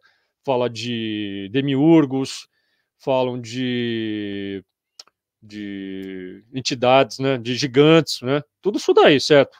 De seres que vieram para a Terra, que seriam os anjos caídos, né? E que teriam acasalado com as mulheres terrestres, que na Bíblia está descrito isso de maneira assim muito rápida e passageira, né? Muito rápido para ser os Néfilins, né? Os gigantes dos Néfilins, mas está descrito assim de maneira muito muito curta. Então as pessoas têm que recorrer. É um apócrifo o livro de Enoch, né? O meu caro, mas a luz está muito forte ainda, hein? Caramba. Mas é um apócrifo, certo? O livro de Enoch, né? Então não há, assim, como é um apócrifo, certo? Então fica aquele negócio. Existem milhares de interpretações, né? Tem um monte de livros aí explicando o livro de Enoch, falando sobre o livro de Enoch. Cada um interpreta de uma forma, né? Cada um dá sua interpretação aí. Mas é assim, as pessoas têm usado muito esse livro aí para todo tipo de, sabe, recorrer a todo tipo de algo assim que transcenda aí, né? O campo usual, certo? Então até o John Dee, né, que foi um mago da Rainha Elizabeth lá no século XVI, né, o John Dee ele usava, ele até inventou lá uma tal de linguagem enoquiana, né? Ele até falou que tinha contatos aí com esses anjos caídos, e ele disse que esses seres aí eram tão avançados, né, o John Dee falava, que esses seres eram tão avançados que os seres humanos eram considerados menos que insetos para eles. Né? Então, então é isso, meu caro Wellington. Né? Se a gente for ficar falando aqui sobre o livro de Enoch, vamos ficar umas 10 horas aqui, rapaz. Tem um vídeo que eu fiz aí, as pessoas quiserem assistir. Nossa, não é só um não, né? Se for falar o audiobook dele, nossa, é muito grande. É muita informação sobre Enoch, né? Mas acho que basicamente, assim, para não cansar o pessoal aí, né?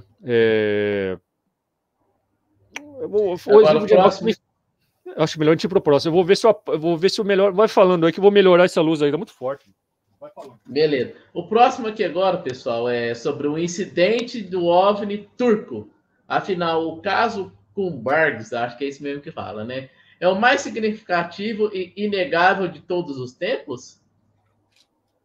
Peraí que eu já venho aí, meu cara. Vai falando aí. Muito interessante este caso aqui. Tem muitos casos, né, que eu preparei aqui, mas igual eu falei, né, que eu quero marcar com o Cláudio mais uma live mais na frente, né, para a gente debater mais. Mas esse também eu tirei lá do seu canal também, esse caso. Então, esse caso, Wellington, ele assim foi tido, né?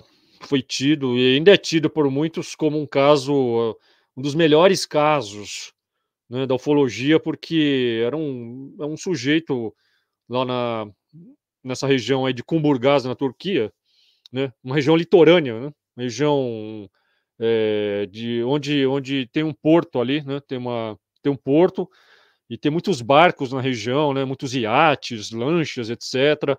E o sujeito aí, ele é um guarda é um vigia lá, um guarda que passava as madrugadas num condomínio, não tinha nada o que fazer. Aí ele disse que pegou uma câmera que ele tinha e passou a ficar filmando, né? A, a área litorânea, ficava bem em frente ao condomínio onde ele trabalhava. E aí ele começou a captar essas imagens de OVNIs. E as imagens sempre são as mesmas, né? Sempre é um OVNI aí entrecortado, né? Meio entrecortado, forma de meia-lua. E, e ele fez um monte de vídeos, né? Ele fez, são muitas e muitas horas de gravação. E sempre mostra o mesmo tipo de OVNI praticamente parado, ele ficava parado, né, sobre o mar, e em algumas ocasiões chegou-se a discernir até mesmo aí uns seres tipo Greys, né, aparecendo na janelinha do OVNI e tudo mais. E durante um congresso de ufologia na região aí, alguns ufólogos estavam lá, fizeram uma vigília, foram até o local e chegaram a presenciar, né?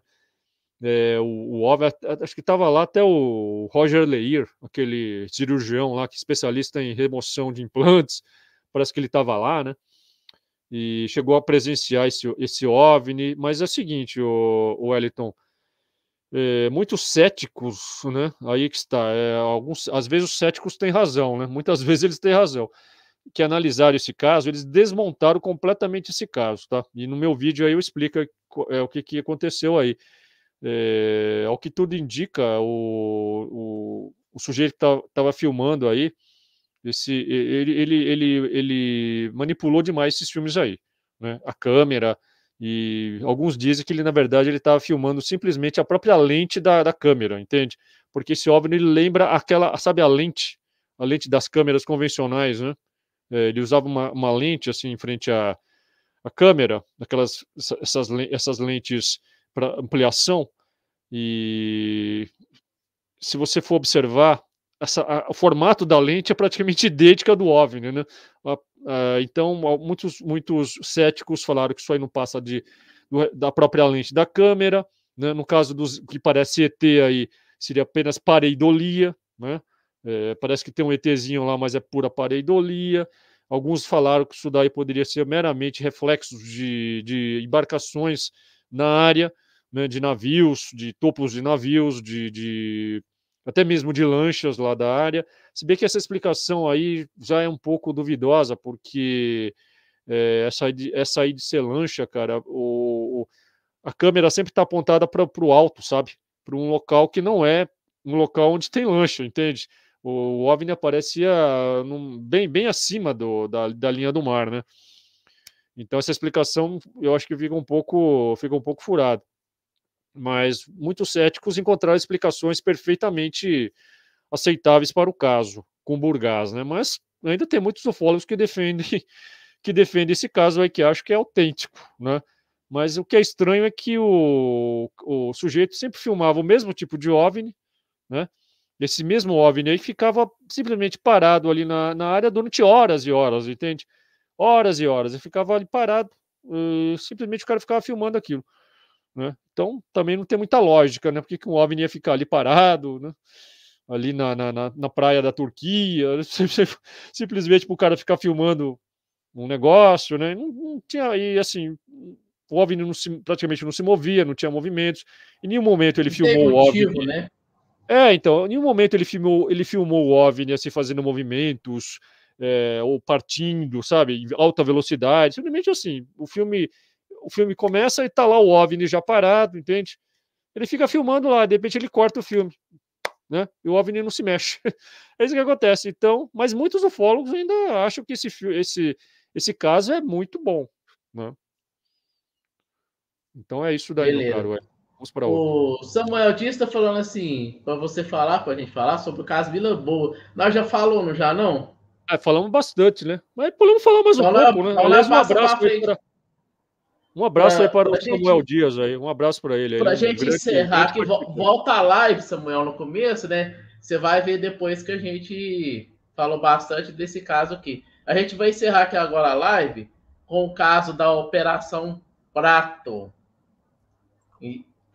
Que é, ou seja, que você também colocou lá sobre a Ilha do Meio, que é uma coisa que as pessoas têm muita dúvida daquela mulher loira, né? Que você deve lembrar muito bem, né? Uns falam que é real, outros falam que é invenção, mulher que comia vários quilos Exatamente. de Mas sabe o que eu acho peixe. engraçado, rapaz? Eu Ah, fiz sabe um por que vídeo. se parece esse caso, Cláudio?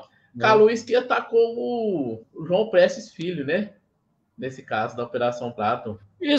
Não, exatamente. O Fernando Grossman, até que pesquisou o caso João Prestes, né? E ele pesquisou o caso João Prestes antes do Chupa-Chupa. Aí quando estourou o fenômeno Chupa-Chupa em 77, deu um estalo, né? Ele falou, mas isso está acontecendo agora nessa região do Maranhão, de Belém do Pará, aí, do Pará, é idêntico ao que aconteceu com o João Prestes, né? As luzes que atacam, né, e provocam ferimentos e tal, né? É praticamente idêntico, né? Então, tá aí uma boa lembrança. Eu fiz um vídeo sobre a Operação Prato, o Wellington, foi no Chupa-Chupa, um vídeo enorme, né? Aí eu coloquei no YouTube, o YouTube censurou, rapaz, não permitiu, entendeu? Aí eu cortei umas partes aí, só tem umas partes aí. Infelizmente eu não consegui colocar o vídeo na íntegra no YouTube, cara, né? Que eu tô explicando o fenômeno Chupa-Chupa inteiro, certo? E a Operação Prato, contando vários detalhes que, assim, pouco também esmiuçados, né?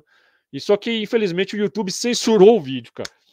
É triste isso daí. Acho que é porque fala, assim, sabe, né, de coisas pesadas, né? Mutilação, de Deve morte. ser. Só pode Não ser pode isso. falar sobre isso aqui. Então é isso aí mesmo, é isso aí. Né? Então, esse cara, aí eu cortei umas partes passaram. Essa da mulher do meio passou, né? Porque é leve. Então, essa da mulher do meio é aquele negócio, né, Wellington? Seria que pode ter sido, não sei se foi apenas um folclore que criaram em cima, né, de uma mulher que. Elizabeth Kreiner, né? No que ela chamava, Isso, não era? é isso. Não sei se foi um folclore, né, que criaram em cima de uma mulher que realmente viveu na região, né, que pode ter sido uma aventureira, uma hippie, pode ter sido até mesmo dizem que pode ter sido uma militante, né? Na época nós estávamos no regime militar, aí pode ter sido uma guerrilheira, sei lá, entende? Vamos lembrar que a guerrilha do Araguaia, certo? A famosa guerrilha do Araguaia foi ali perto, certo? Então, algumas pessoas acham que poderiam ser alguém ali da guerrilha do Araguaia, sei lá o quê, né? Pode ter sido não sei o que exatamente pode ter sido. Agora, que essa mulher existiu. Agora, a correlação que muita gente faz é que essa mulher da Ilha do Meio, ela lembra também muito aquela mulher que apareceu no Monte Palomar, né? Que eu fiz um vídeo também sobre ela, aquela venusiana do Monte Palomar, né? Eu fiz um vídeo sobre ela no meu canal também e dá um paralelo, porque as duas eram loiras, né? E as duas foram tidas como seres extraterrestres, certo? As duas apareceram e desapareceram de maneira assim, né? Nunca mais ninguém conseguiu encontrar a mulher do meio aí. E a venusiana no Monte Palomar também, né? Nunca ninguém conseguiu descobrir quem realmente ela era. Ela apenas apareceu ali no congresso, no simpósio de ufologia de contatados, né? Foi fotografada pelo João Martins, da revista O Cruzeiro, saiu a foto dela na revista O Cruzeiro, ficou famosíssima, né? E ficou por isso mesmo, entende? Ficou por isso mesmo e ninguém sabe exatamente até hoje quem é. Alguns chegaram a apontar a identidade dela. Fiz até um vídeo sobre isso, né? Apontando a provável identidade aí da venusiana do Monte Palomar, né? Mas de certo mesmo, não dá para saber realmente se era a mulher mesmo que apontaram aí. E no caso aí também da loira da Ilha do Meio também chegaram a apontar, né? A identidade de uma mulher aí que realmente existiu, era uma inglesa, né? Ela era inglesa, esteve na região, ela quis até comprar uma propriedade, né? Na área e tudo mais, mas ficou por isso mesmo, né? E o negócio é aquele negócio, virou um folclore, né? Virou um folclore na região. Agora, é estranho realmente que a mulher comprava tanto peixe Aí, lá. Cláudio, eles querem prova de ufologia. Você quer prova maior do que essas fotos aqui desse caso, né? Então, são as fotos do fenômeno chupa-chupa, né? É, Aham. então, é inegável que o fenômeno chupa-chupa existiu realmente, certo? Agora, pode ter sido o que isso também? Sabe o que pode ter sido? O Wellington, não estou dizendo que a totalidade do fenômeno, mas uma parte talvez. Pode ter sido um psyop também, né? Entende? Precisa se levar em conta isso. Pode ter sido um psyop ali, um teste de armas altamente secretas, né? E algumas pessoas chegaram a ver aí nessa região aí OVNIs triangulares, né? Lá no relatório da Operação Prato tem desenhos de OVNIs triangulares igualzinho à aeronave B-2 Stealth, né? Que na época ninguém conhecia. O Stealth só foi ser revelado ao mundo 10 anos depois, certo? Então os OVNIs triangulares eram um disco voador mesmo. E algumas pessoas relataram que viram OVNIs triangulares, né? Alguns OVNIs que foram vistos aí também lembram muito drones, né? Que a gente também só foi saber que existia depois, certo? Mas eu não estou dizendo que seja isso, só isso, o fenômeno, certo? Mas realmente o que aconteceu, um fenômeno aí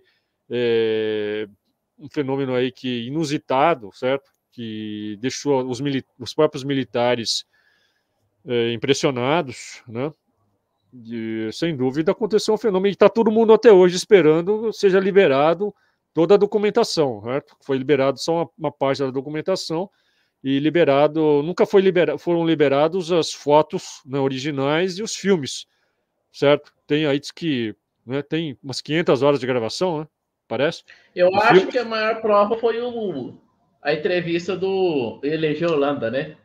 Sim, Na revista claro, UFO. claro, sem dúvida, né? Sem dúvida. E a morte estranha dele também depois, né? Tudo isso é Nossa. muito estranho, muito estranho.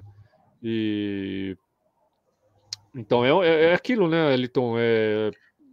Graças também, isso também graças ao grande trabalho do Daniel Rebisso Diese, né? O grande ufólogo e biólogo Daniel Rebisso Diese, né, que publicou o livro Vampiros Extraterrestres na Amazônia, né?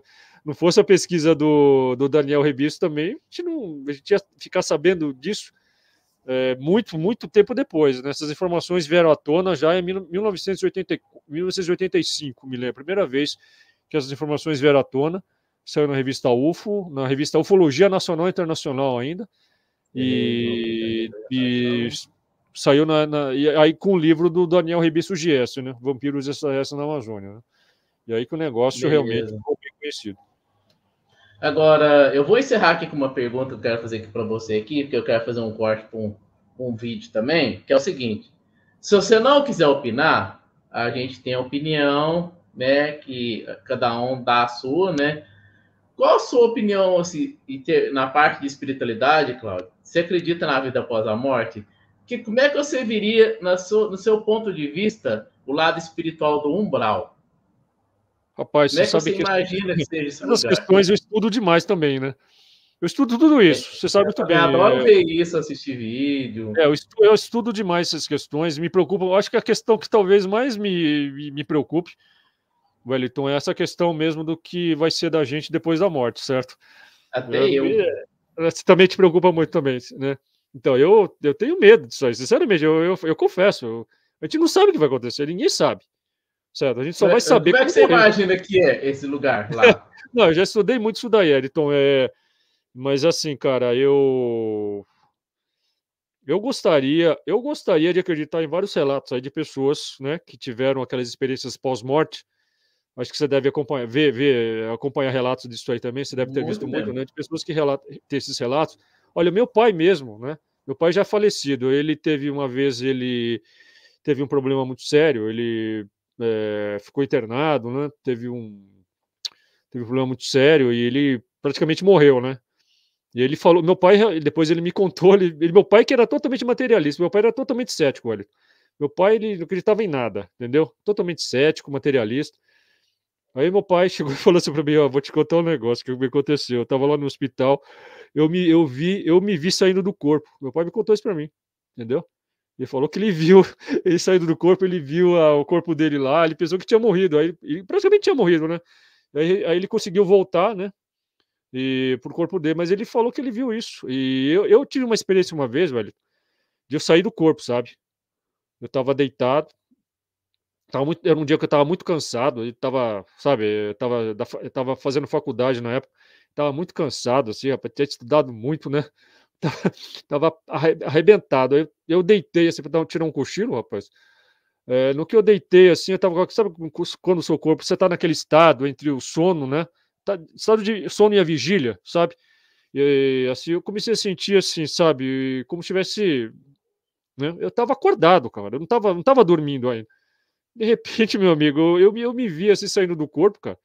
Aí quando eu olhei para baixo, eu me vi, entendeu? Eu me vi ali, falei, morri, cara. Eu falei, porra, morri. O que aconteceu? Aí morri. Aí me vi num túnel. Eu me vi num túnel, Wellington. É tudo escuro. Assim, sabe? As laterais todas isso. Parecia um túnel, esse túnel de metrô, assim, mas muito escuro, sabe? Uma escuridão total. Na minha frente, um breu que eu nunca tinha visto, cara. Aí meu corpo começou a flutuar em direção àquele breu. Falei, puta, caraca, que agora, meu? Eu fiquei desesperado, cara. Fiquei com medo tão grande. Fiquei ali pedindo para voltar naquilo lá, não sei, de repente meu corpo começou a voltar para trás, assim, ó, retroceder, entendeu? Tava indo na direção de uma escuridão desgraçada, depois o meu corpo começou a retroceder para trás, e aí eu voltei para cima do meu corpo, eu olhei para baixo, eu tava ali deitado, né? E eu fiz um esforço descomunal, cara, e voltei pro meu corpo. Né? Foi uma experiência assim que eu tive, assim, sabe, estranha, assim, de. Nunca, eu não sou de ter experiências, né? Eu nunca vi nada, nunca vi fantasma, nunca vi nada. Mas isso aí me aconteceu. E sempre me preocupou isso daí. Eu leio muita literatura e assim eu tenho a impressão, Wellington, que existe algo sim, tá? Que, que o espírito, provavelmente a nossa alma aí, ela sobrevive de alguma forma, né? Algo que todas as religiões falam, certo? Todas as religiões insistem nisso, né? Que há pós-mortem, né? Nós continuamos de alguma forma. Agora, cada religião dá uma interpretação, certo, Wellington? Tem Cada uma uma, pergunta para você aqui né? Uns falam que você vai para o do inferno, purgatório, outros falam que você vai ficar dormindo até o juízo bom, final, né? Outros falam que você vai imediatamente você vai para um outro reino aí, entendeu? Vai encontrar gente morta lá, vai encontrar seus parentes. Eu não sei, cara. Alguém tem a resposta definitiva para isso? Ninguém tem. ninguém. Ninguém, Tem né? uma pergunta para você aqui, que é a última aqui, que é do OVNI Freak mandou para você aqui, ó. O convidado acredita na hipótese de seres interdimensionais no caso da Operação Prato? Acreditar. Bom, muita gente pergunta isso aí para mim. Acredita nisso, acredita naquilo. Olha, no que eu acredito não vai mudar em nada, certo? A minha crença é assim, não vale nada. Ou minha opinião, né? Não vale absolutamente nada, assim, mas eu considero todas as hipóteses, cara. Só que as hipóteses que eu mais tenho considerado ultimamente, as pessoas sabem disso, né? Eu tenho trabalhado muito com a hipótese de que esses seres, na verdade, são seres muito mais espirituais do que seres interplanetários, etc, entende? Ou seres interdimensionais. Eu trabalho muito mais com essas hipóteses aí. Eu acho muito mais válida e factível a hipótese interdimensional, né? E você vê os próprios cientistas tentando abrir portais, né? Esses projetos tipo o CERN, né? Esses projetos de grandes colisores de hadrons, que nada mais são do que formas de tentar abrir portais interdimensionais, né? Então, os próprios cientistas eles estão muito voltados para isso. Então, eu acho que estamos lidando muito mais com seres interdimensionais, né? Do que com seres extraterrestres, sabe? Eu trabalho muito mais com essa hipótese aí. E para mim, eu acho muito mais factível, né? Seres de outros planetas iam, por exemplo, no caso da Operação Prato, chupa-chupa, eu vim de outro planeta para ficar aqui sugando o sangue das pessoas? Acho improvável, entende? Muito improvável. Agora, se são seres daqui mesmo, de alguma região desconhecida, houve o Brant Aleixo que acreditava nisso também, né? O Vilbrant ele falou para mim que esses seres seres que viviam aqui nos recônditos mesmo do planeta, entende? Então, o Frano Grossman também me falava isso, né? Você vê que várias hipóteses de outros ufólogos também lidam com isso daí. A Carla Turner, né? Que eu falo da obra da Carla Turner também no meu canal, entende? Do Conrado Balducci, né? Conrado Málaga, né? Do Málaga, do italiano. Malanga, né? Na verdade, se pronuncia Malanga, tá? Malanga. O Malanga lá, o italiano, várias hipóteses desses ufólogos aí, o Charles Upton aí ultimamente, né, também, eles lidam com a hipótese de que são seres interdimensionais e até mesmo com seres espirituais, entende? Seres que estão apenas usando aqui a nossa realidade, essa realidade nossa aqui, para seus propósitos, certo? Pode ser vários esses propósitos, sugar a energia das pessoas. Sabe no que eu acredito, ô Cláudio? Oi. Eu acredito que a gente pode acreditar em tudo que você não imagina, porque nós não temos tecnologia. E eu acho que nós não conhecemos nem o que é tecnologia, e deve ter coisas que você nem sonha que exista e que existe, que está além da nossa imaginação, né? Bom, eu penso assim, né? Não, sem dúvida. Olha, toda tecnologia avançada é praticamente magia, né? Já dizia o Arthur C. Clarke. Na nossa tecnologia atual de hoje, por exemplo, se você pegar qualquer cara da Idade Média, trouxesse para a nossa época, ele ia falar que estava presenciando fenômenos mágicos, né? Tudo é magia, né? A gente está falando aqui, entendeu? Isso que a gente está fazendo aqui de ficar falando à distância era algo que os magos faziam, né? Que tinham com bola de cristal. John Dee, por exemplo, né? Tá lá no Senhor dos Anéis, né? O Palantir, lembra do Palantir do Senhor dos Anéis? Não. Então, isso que a gente está fazendo aqui é magia pura. Do Gollum também. Se a gente aparecesse com tudo isso aqui, esse aparato na Idade Média, a gente ia ser considerado bruxo, feiticeiro, né? Entendeu? Mago, entendeu? Então, toda a tecnologia avança. Então, vamos supor aqui uma tecnologia 1000 anos à nossa frente, 2000 anos, 10 mil anos à nossa frente. Você imagina o que seria, certo? A gente não conseguiria nem reconhecer como tecnologia, né, o Wellington? Algo tão avançado, né, que a gente tomaria como magia pura, né? Como se fosse ali o cajado do Gandalf, né? Do cajado do Gandalf. É algo assim, aquilo ali, cara. Você vê aquilo ali, né? O cajado do Gandalf, né? Falei, pô, isso é magia, não? Pode ser uma altíssima tecnologia, não é isso? E a gente pensa que é magia, tá certo? Então melhor filme que eu já vi até hoje de efeito especial. Você gostou, do Senhor dos Anéis, né? Nossa Senhora, nem não vi outro igual ainda.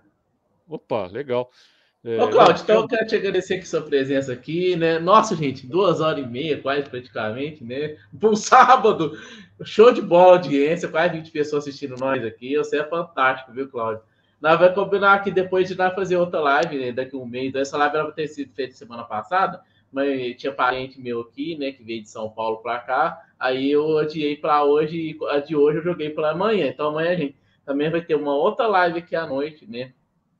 Às 20 horas, tá ok? Na semana que vem vai ter o Riba Menezes aqui, só que aí a live vai ser depois do feriado, dia 2, na quinta-feira. Então, suas considerações, Cláudio, meu muito obrigado, né, por você ter aceitado a live. Não, beleza aí, Wellington, obrigado. Eu agradeço novamente. E eu quero agradecer a todo mundo aí que acompanhou, que, né, ao vivo ou que está acompanhando aí na gravação, né? Mais o pessoal que está ao vivo aí, verdadeiros heróis. Eu sempre digo isso, né? Pessoas que ficam aí, principalmente até o fim da live, né? Verdadeiros heróis, né?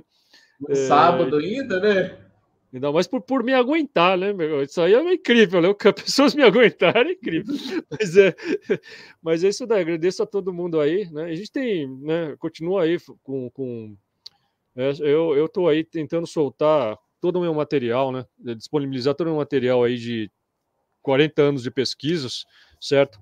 Para que isso não se perca, né? Então tá tudo lá no meu Patreon, estou colocando no YouTube, né? Fazendo os vídeos e vamos, né? Tentando, né? Fazer com que toda essa informação seja aí acessível a todos, né? Todos possam, para que isso possa, né?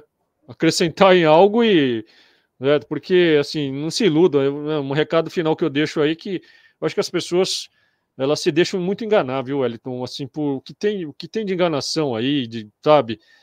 Eu vejo as pessoas muito assim, cara. Acontece alguma coisa estranha com elas, né?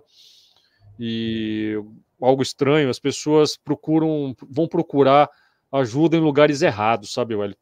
Né, eu vejo as pessoas assim, procurando a pessoa. Né, olha, o que tem de gente aí, Wellington, né, que sofre com esses fenômenos de assédio por parte de seres, né, estranhos, certo? Isso continua acontecendo até hoje, incrível, né? Não para de acontecer. As pessoas me consultam muito em relação a isso. Pessoas que são assediadas, Wellington. Acho que você, né, deve conhecer pessoas assim também, que falam que vê seres estranhos dentro de casa, né? E vê Não, seres, conheço. né, um monte, né? Seres tipo Grace. De repente as pessoas começam a manifestar fenômenos estranhos, né?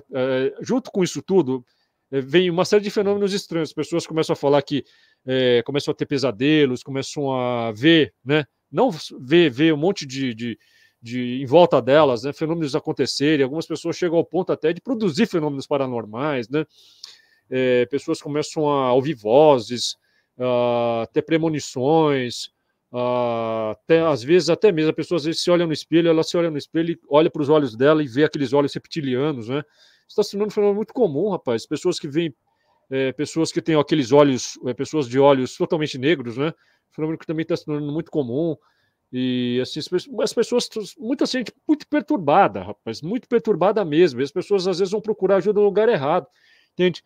Vão procurar ajuda aí com religiosos que não valem nada, picaretas, né? Esotéricos aí que não valem nada, certo? Com espíritas aí que não sabem nada, entendeu? E ficam aí ouvindo um monte de baboseira, ficam enchendo a cabeça da pessoa de mais porcaria ainda, né? E as pessoas têm que procurar auxílio no lugar certo, né? Com pessoas sérias, pesquisadores sérios, procurar orientação espiritual muitas vezes, né? Não ficar procurando se afundar mais. Muita gente, né, começa a acontecer As com a pessoas pessoa. gostam de porcaria, igual você falou aí. O problema é isso aí. Às vezes a pessoa, em vez de. A pessoa está sofrendo um assédio, às vezes um ataque espiritual, né? A pessoa vai procurar coisas mais satânicas ainda, achando que aquilo vai libertá-la. Entendeu? As pessoas têm que procurar algo que, né, a liberte daquele negócio satânico, né? Não procurar mais ainda, se afundar mais ainda nisso, né? Então, olha, rapaz, eu fico até assustado, Wellington, a quantidade de gente que me procura, entendeu? Que pede ajuda, fala, ó, tá acontecendo isso comigo, Cláudio, o que eu faço, não sei o quê. Você procura dar uma orientação, né? Falar, ó, né? Mas assim, rapaz, eu fico impressionado e assim, eu fico mais triste porque eu vejo que muitas dessas pessoas sofreram muito porque passaram anos delas, né, o ano da vida delas procurando ajuda no lugar errado, rapaz, sabe? E batendo cabeça aqui, batendo cabeça ali, o que elas sofreram, muitas perderam, né, anos da vida delas, perderam, né, tiveram prejuízos enormes, né, em todos os aspectos na vida delas, né, e é muito triste isso. Agora, o que eu verifico, Wellington, esses casos todos aí que a gente está abordando, que a gente abordou, né, assim, são muito mais comuns do que parecem, né? Muito mais comuns do que parecem, cara. Acontece assim de monte mesmo e as pessoas estão às voltas com esses fenômenos, né? Não há como negar. Agora, fica aquela questão, cara. Será que nós estamos sendo aí, né? Sendo na verdade assediados por seres que querem nos prejudicar, né? Você vê que na maioria das vezes esses seres acabam prejudicando mesmo as pessoas, infelizmente, né? Então, parece que nós estamos sofrendo ataques, verdadeiros ataques. O Vilbrante Aleixo me falava isso, ele achava isso, né? Que os seres estavam atacando maciçamente a humanidade, né, a fim de prejudicá-la, entende? Então, infelizmente, e a gente continua estudando aí, né, Lito? A gente continua estudando e até que a gente consiga obter respostas, né? Respostas assim mais consistentes e cabais, certo? E possa encontrar meios até mesmo de nos defendermos, muitas vezes, se for preciso, defendermos desses fenômenos aí que acabam prejudicando as pessoas, né? Ok, então. Então, pessoal, meu boa noite a todos. Até amanhã, né? Fiquem com Deus, né? Uma boa noite a todos. Um feliz sábado e um domingo para vocês. Até amanhã, às 20 horas, aqui no canal do Sabino, mais uma live. Encerrando.